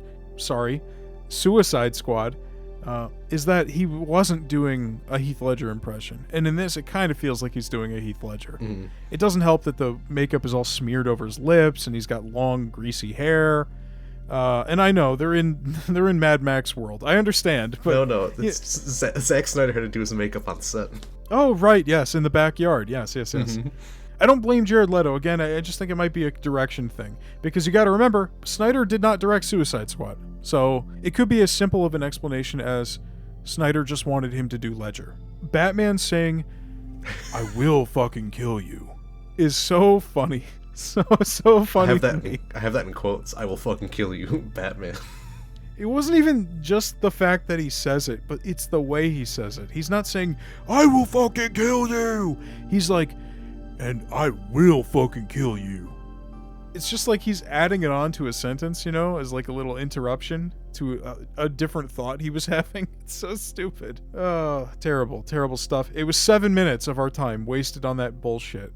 And you know what's funny is when they introduced that scene, Cyborg is like, "We need to move before he finds us." So then Batman and Joker have a conversation for 5 minutes on the bridge. And then he finds them. And then he finds them, yeah. Great fucking job. Great writing, Zach. Terrible. Seriously terrible. And I'm not even giving Will Beall shit for that, because it's like, I don't know how much of the movie was supposed to be like that in his version. I don't think Will Beall wrote like 3 parts. He just wrote one movie. It could have just been for part of the movie or something, or like, a flashback or something. But the fact that Snyder was so insistent on wasting tens of millions of dollars to make that a part of this, knowing that it would go nowhere, just a tremendous load of bullshit. And it was so obviously it's tacked on, too. And it completely undermines the fucking hopeful ending we just got from, the montage with Silas's voiceover. So dumb. Unneeded. So dumb. Unnecessary. And then it goes into the second unnecessary epilogue scene of Batman waking up, and then Martian Manhunter is there? Yeah, just for no reason. Randomly? I don't know if Swanwick or Bruce Wayne ever interacted, but it still would have been like a good reveal if he just showed up as Swanwick or something. Yeah. Why is there a general at my door? Oh, he's actually an alien. Yeah, it kind of displays a little bit of trust. Like, I showed you mine, you show me yours. Kind of like what he did with Flash, where it's like, I showed you I'm Batman, and I know who you are, right? Yeah, we waste another 4 minutes on this bullshit. There's 11 minutes wasted on all this reshoot stuff that he spent so much money on that adds nothing. There's nothing for Martian Manhunter to do. The movie's over. And at this point, Snyder knows he's not getting another one. So it almost feels spiteful, because if they really did have plans for this character, Snyder just fucked them for no reason. That'd be awesome. Honestly, that'd be so funny. Such a power play. He heard it insider, like, yeah, so they're gonna be like doing Martian Manhunter. He's like, oh really? It's like, I need to film these scenes. It could be it. It could be it. He could be just trying to fuck over Jeff Johns or something. Yeah, no. When you put it that way, I have a little more respect for the choice. But he still wasted my time. And the whole scene doesn't make any sense because, again, just like the other Martian Manhunter scene, which was, I'm pretty sure, retconned. How does he know all this shit? He wasn't there to fight Steppenwolf. He wasn't there when they saw Darkseid. He's a man on the outside, somehow knowing everything and just joining in. It's also fucking stupid because the audience and Bruce already know Darkseid's coming. This is not a fucking reveal to him. He knows. He was literally 20 feet away from Darkseid's face. They didn't know his name. Oh wait, no, they do, because Diana told them. Never mind. Yeah, like, exactly. Diana told him everything. It's just such a baffling decision. Well, I think we're already talking about it a little bit, but let's just move on to, do we think it worked? Do you like it better than the Whedon cut? I mean, I think, obviously, the answer is yes. So much better. And also, worse in its own ways. We've been talking about it the whole time, but like... And I guess this kind of leads into your next question. What could have been done to make this more palatable to audiences? Make it so it's not 4 fucking hours. Yeah. I mean, I think the answer's obvious for that one. Yeah. I mean, we've been talking about it the whole time. Like, there's some kind of medium here. The movie doesn't need to be a mandated 2 hours, but it certainly doesn't need to be 4. And what's crazy is I think when we were doing research on the original Justice League, Snyder's cut was not 4 hours. I mean, hell, even looking at the research for today's episode, we've got those film canisters, and it comes out to 3 hours, 30 minutes? So, I mean, still pretty long, but palatable enough. And I'm sure you could cut more off of it at that point. Absolutely. And what I think this all boils down to is that Snyder was not trying to make it palatable. It's just like the old expression, smoke 'em while you got 'em. He knows this is it. He's never going to make a DC movie again. He's probably never going to make a movie with Warner Brothers again. He's got all this footage he shot, which probably includes a bunch of scenes that were shortened or left on the cutting room floor in that version he screened to the executives. And what this really is it's the extended edition of Zack Snyder's Justice League. Just like the Ultimate Edition of Batman v Superman or the Ultimate Cut of Watchmen, it adds a significant chunk to the runtime with a bunch of new scenes and making existing scenes longer. It's just an incredibly self-indulgent thing that was made to be watched at home. These alternate cuts are designed and have been designed since time immemorial to be an extra on a DVD. Like, you go to the theater to watch a movie that's palatable. You watch an extended cut if you're a super fan, and this is clearly for the super fans. I mean, have you seen what the fuck these people have been doing to get this movie out? No. this is not trying to be palatable. This is, I'm going to put every single scene I have in here. I'm going to let every sequence play out, even if it would be too long in a theater, because this is it. This is my last chance, and because it's on streaming, people can make it palatable for themselves by taking breaks. He was very smart to put in the chapter intermissions. Mm-hmm. This is not the Snyder Cut. The Snyder Cut did not exist, still does not exist, because that would be the movie he would have played in theaters in 2017. I think I agree with you. Because, yeah, I mean, did you really think that he was going to get more after this? I don't think he thought that the Snyderverse was going to be restored, because we already know that people are moving on from it. So, yeah, I think you make a great point there. And I think it is palatable, because what it really is a miniseries. I mean, we have the little chapter breaks, like I said before. You pause, whatever, but they have to call it a movie, because if you wanted to make it a miniseries, it would probably be some kind of legal minefield to have to get shit renegotiated for everyone's contracts to go from a movie to a TV series after the fact. But this was designed for streaming. It's designed for, like it or not, some people who are going to be second screen viewing. They're going to be on and off their phones. It's designed for pauses. It's designed for breaks. And honestly, the TV show comparison works really well, because a lot of people watch 4 hours worth of television every day. Oh, yeah. That's just a commonly accepted behavior ever since streaming took over from traditional television viewing and the cable networks. Would you have liked to see this continue in an alternate universe? Would you have liked to see the conclusion of these movies? In addition, if this version was released in theaters, would it have been a good course correction? I have no interest in seeing Snyder's grand vision for Justice League Parts 2 and 3, because it's going to lean into the nightmare shit, and I think it's just nonsense. I think he made a great movie here, and then I think realizing that this was his swan song, went all out. A pure maximalist film, which would make it not palatable to audiences. It's like I said, if you put this thing in theaters, it would not do well. Do you think that this was a course correction? Because I know he's been talking about like this whole 5-movie plan for a while, and from what I understand, it sounded like this was always meant to be kind of where it turned the corner and became more hopeful and less dreary. I think after Batman v Superman, they tightened his leash. Jeff Johns and John Berg looking over his shoulders, saying, okay, we can't let that happen again. And honestly, they were right to do so, because with them looking over his shoulder, the original stuff that's in this movie that they shot in 2017 has some levity, has some color, has some warmth. These are things that didn't really exist in the first two. I do think that there is some course correction here, whether he likes it or not.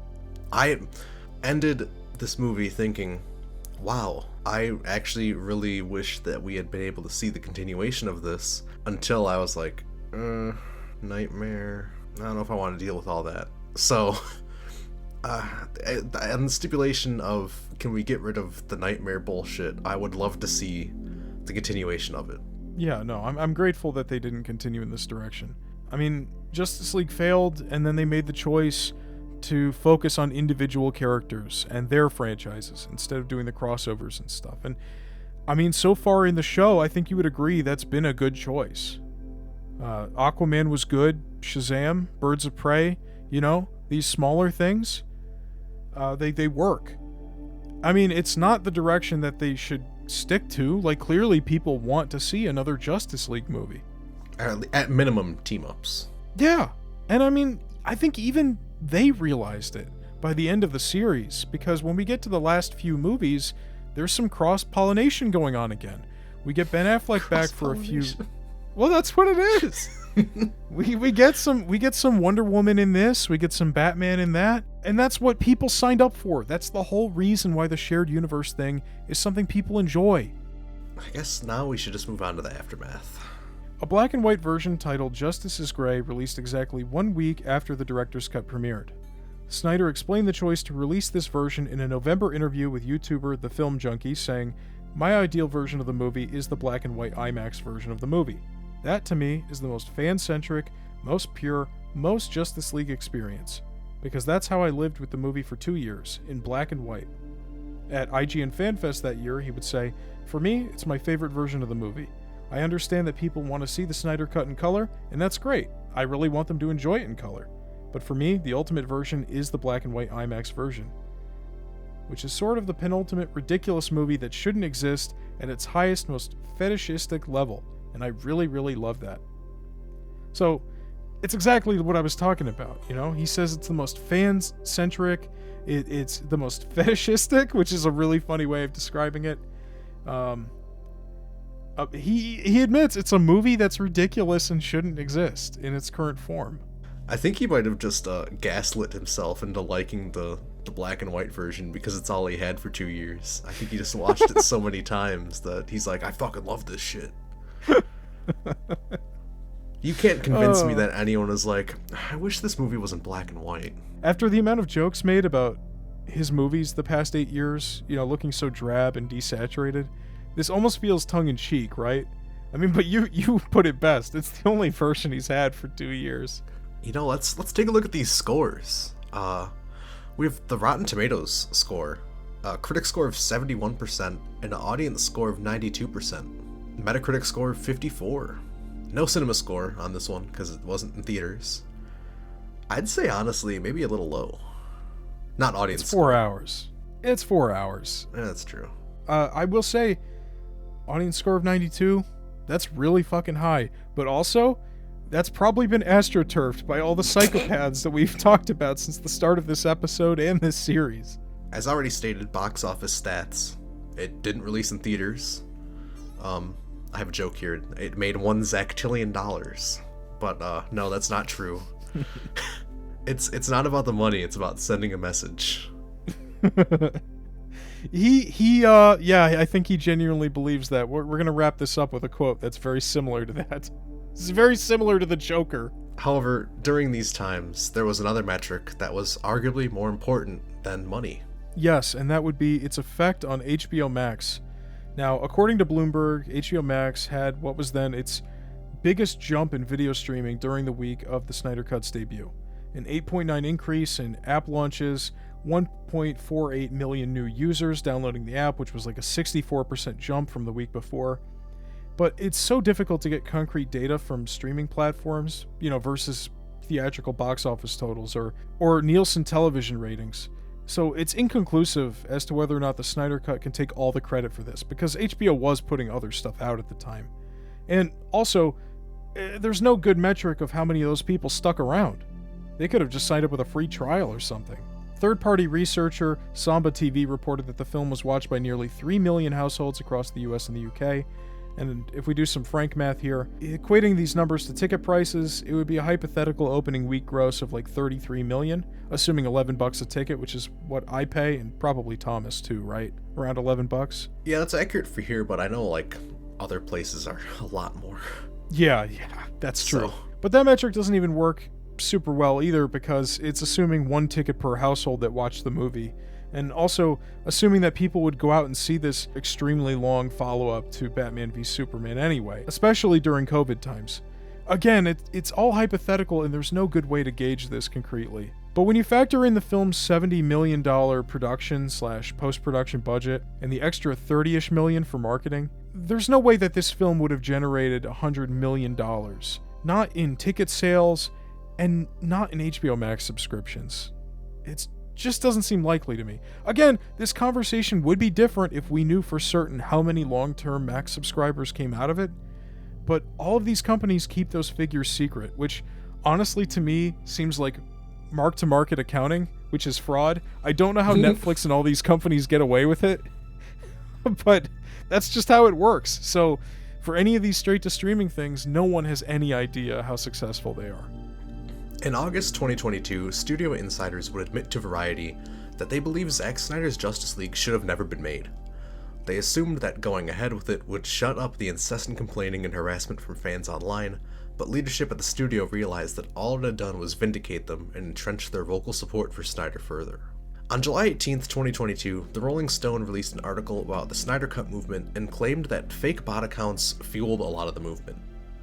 The Snyder Cut movement had a penchant for harboring a lot of toxicity, especially towards dissenters and those who had negative opinions on Snyder and his films. These fans would demand that executives at Warner Brothers be fired, or worse, should be killed. And their viciousness would be turned towards other filmmakers and movies that they had considered to be even a slight threat to the Snyderverse. This included harassment and threats towards Adam Wingard, the director of Godzilla vs. Kong, which debuted on HBO Max only 13 days after the Snyder Cut's eventual release, or Patty Jenkins for Wonder Woman 1984. Nasty bunch. They'll just go after anyone. Bunch.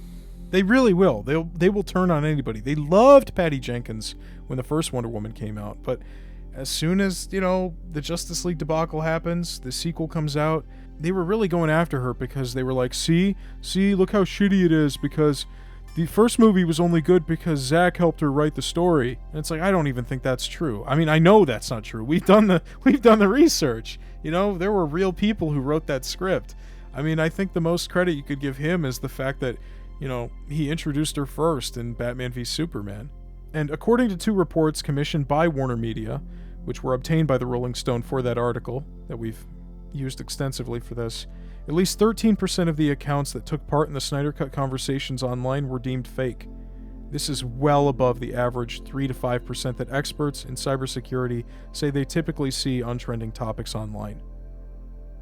I mean, that's huge. And Rolling Stone contacted several other firms of their own who also spotted inauthentic activity from the Snyder Cut community. Another firm found that the forsnydercut.com domain, who claimed to make the hashtag release the Snyder Cut hashtag go viral in 2018, was at one point registered to a person who ran a now defunct ad agency, which promoted its ability to bring, quote, cheap instant avatar traffic to your website, quote. Rolling Stone spoke with more than 20 people involved with both the original Justice League and Snyder's version, with a lot of them believing that Snyder was working to manipulate the campaign. Snyder, to this day, maintains that if anybody was pulling the strings, it would be Warner Brothers, quote, trying to leverage my fan base to bolster subscribers to their new streaming service, quote. But one source maintains, quote, Zack was like a Lex Luthor wreaking havoc. We joked about it earlier, but who's got the money to pay for a $50,000 billboard in Times Square every day and fly these plane banners harassing Warner Brothers? It's just like an argument could be made. I'm not saying we're making it, but it is an amusing thought that this guy has become a sort of real-life supervillain to these studio executives. Only for this one film. Only for this one film, yeah. In mid-January 2021, 3 months before the release of the Snyder Cut, an Instagram account posted a gruesome image depicting the decapitated heads of Geoff Johns, Walter Hamada, and Toby Emmerich. The image rapidly circulated throughout the fandom, and fans began tagging the children of the 3 in the comments. Jesus Christ! Posts like these prompted Warner Media to commission a series of reports from third-party cybersecurity firms to analyze the trolling, as they were rightfully concerned about the safety of their employees. The reports identified increases in negative activity by both real and fake accounts. Additionally, it seemed that there were 3 main leaders for the movement, one on Twitter, one on Instagram, and one on Facebook, with these 3 received the highest amounts of engagement and followers, giving them the ability to influence public opinion. Yeah, they call them the Trinity. But the botting did not stop after the film released. According to the Wrap, in May that year, bots may have factored into Snyder winning 2 fan-favorite awards at the 2021 Oscars. And according to one firm, organic social media fan frenzy is still being augmented by inauthentic bot accounts. While Snyder denies it, one source told Rolling Stone that the director had hired a digital marketing firm to juice fan engagement all the way back in 2016 after the release of BVS. Snyder's thoughts on his toxic fans? Quote, I 100% think it's wrong. I don't think that anyone should be calling anyone anything. I've always tried to give people in the fandom attention who do good things. Now, I do believe him. I don't think Snyder was some evil puppet master behind the scenes, commissioning fan art of Walter Hamada as a Klan member or pictures of people being beheaded. But it's hard to say that he's completely blameless. I mean, even to this day on his Instagram account, he loves to rile up his fans. And before the research for this episode, you were of that opinion, and I was kind of coming to his defense a little bit, like, hey, come on, he just got Instagram, he's just sharing all behind-the-scenes stuff. But after reading all of this, I have my doubts. He's got to know on some level. He's got to know what he's doing to these people. I mean, he did it way back in 2019 with that Vero post of the film reel canisters. He knows how to get people into a frenzy. But, on the other hand, the Snyder movement has contributed over $500,000 to the American Foundation for Suicide Prevention through donations, sales of merchandise, and auctions of props. Deborah Snyder would say, quote, "People have been saying, oh, they attack people. But this fan base has saved lives. As much as they wanted something for themselves, they've come together for this amazing cause. You feel so helpless trying to help someone, and you don't know what to do. It's literally life or death. And I felt like we didn't really know where to turn." And I guess that's just one of the things about the internet is you can't paint everybody with such a broad stroke. I mean, this is a large community. We talked about this. Even taking the botting into account, nearly 1 million tweets, over 200,000 signatures, and maybe it is real fans pooling together that money for planes and billboards and stuff. These are clearly passionate people, and I'm sure they're not all monsters. You can't generalize a whole fan base like that. It's always the smallest minority is the loudest.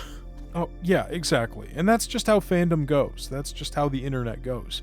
But we have been following this thread since around 2015, 2016 of exponentially, we've been saying the word a lot, but frenzied fandom. Like, there are people who just take this shit way too far. In 2024, Zack Snyder would take to Vero to announce a limited theatrical release of the film, over 3 years after it hit HBO Max, and 7 years since the original version hit theaters.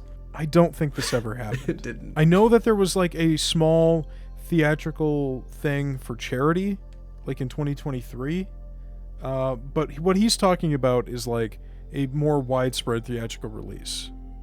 Yeah, at least like a limited time event. The goalposts have also changed, and they shift from hashtag release the Snyder Cut to hashtag restore the Snyderverse. Feeling empowered after the release of Zack Snyder's Justice League, the Snyder Cut fan community would rally behind a new hashtag, hashtag restore the Snyderverse, in an effort to bring back the rest of the projects on the original DCEU slate that had been scrapped after Justice League's theatrical release. Namely, the 2 remaining Justice League films, and then probably Ben Affleck's Batman movie. And this included, as you might have guessed from our coverage earlier, another airplane banner, this time reading, Warner Brothers Discovery, hashtag restore the Snyderverse. They just never stop. They never stop. They'll never be happy. They also moved on to hashtag release the Ayer Cut, which began to gain more traction, probably because release the Snyder Cut movement actually worked. Yeah, as much as I like the movie and think that it's light years better than the theatrical version, they have set I don't know if I want to say dangerous precedent, but a bad precedent. I'm gonna say it. I'm gonna say it's a dangerous precedent. I guess we should have added one more question to our Did It Work section. Was Zack Snyder's Justice League a net negative on society? I mean, I think we're already heading there. This is just the vessel that it shows. That's true. If it wasn't this, it probably would have been something else. And to close it out, in late 2023, Zack Snyder was interviewed by The Hollywood Reporter and would respond to allegations of botting in the Snyder Cut community by saying this: "The truth is, it doesn't matter. The movie got made. If they were smart enough to employ bots in this thing, then they won. That movie has no business existing, and it does." After finally giving fans, and Zack Snyder himself, exactly what they wanted, DC's next project would come from one of his friends and the writer of his first film, a man who had already found great success making comic book movies for DC's biggest competitor, and a figure who would become the most important creative for DC films moving forward, James Gunn, and his own take on The Suicide Squad. Thanks for listening. If you like the podcast, or if you hated it, please let us know in the comments, and give us 5 stars on whatever app you're listening on. We'll see you next time. Goodbye.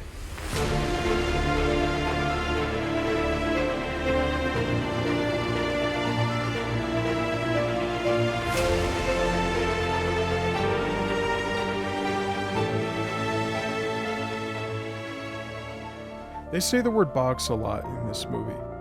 Well, there's other meanings. You know what I mean? Anyways, I'm cutting all of that. I'm not keeping any of that. Horses.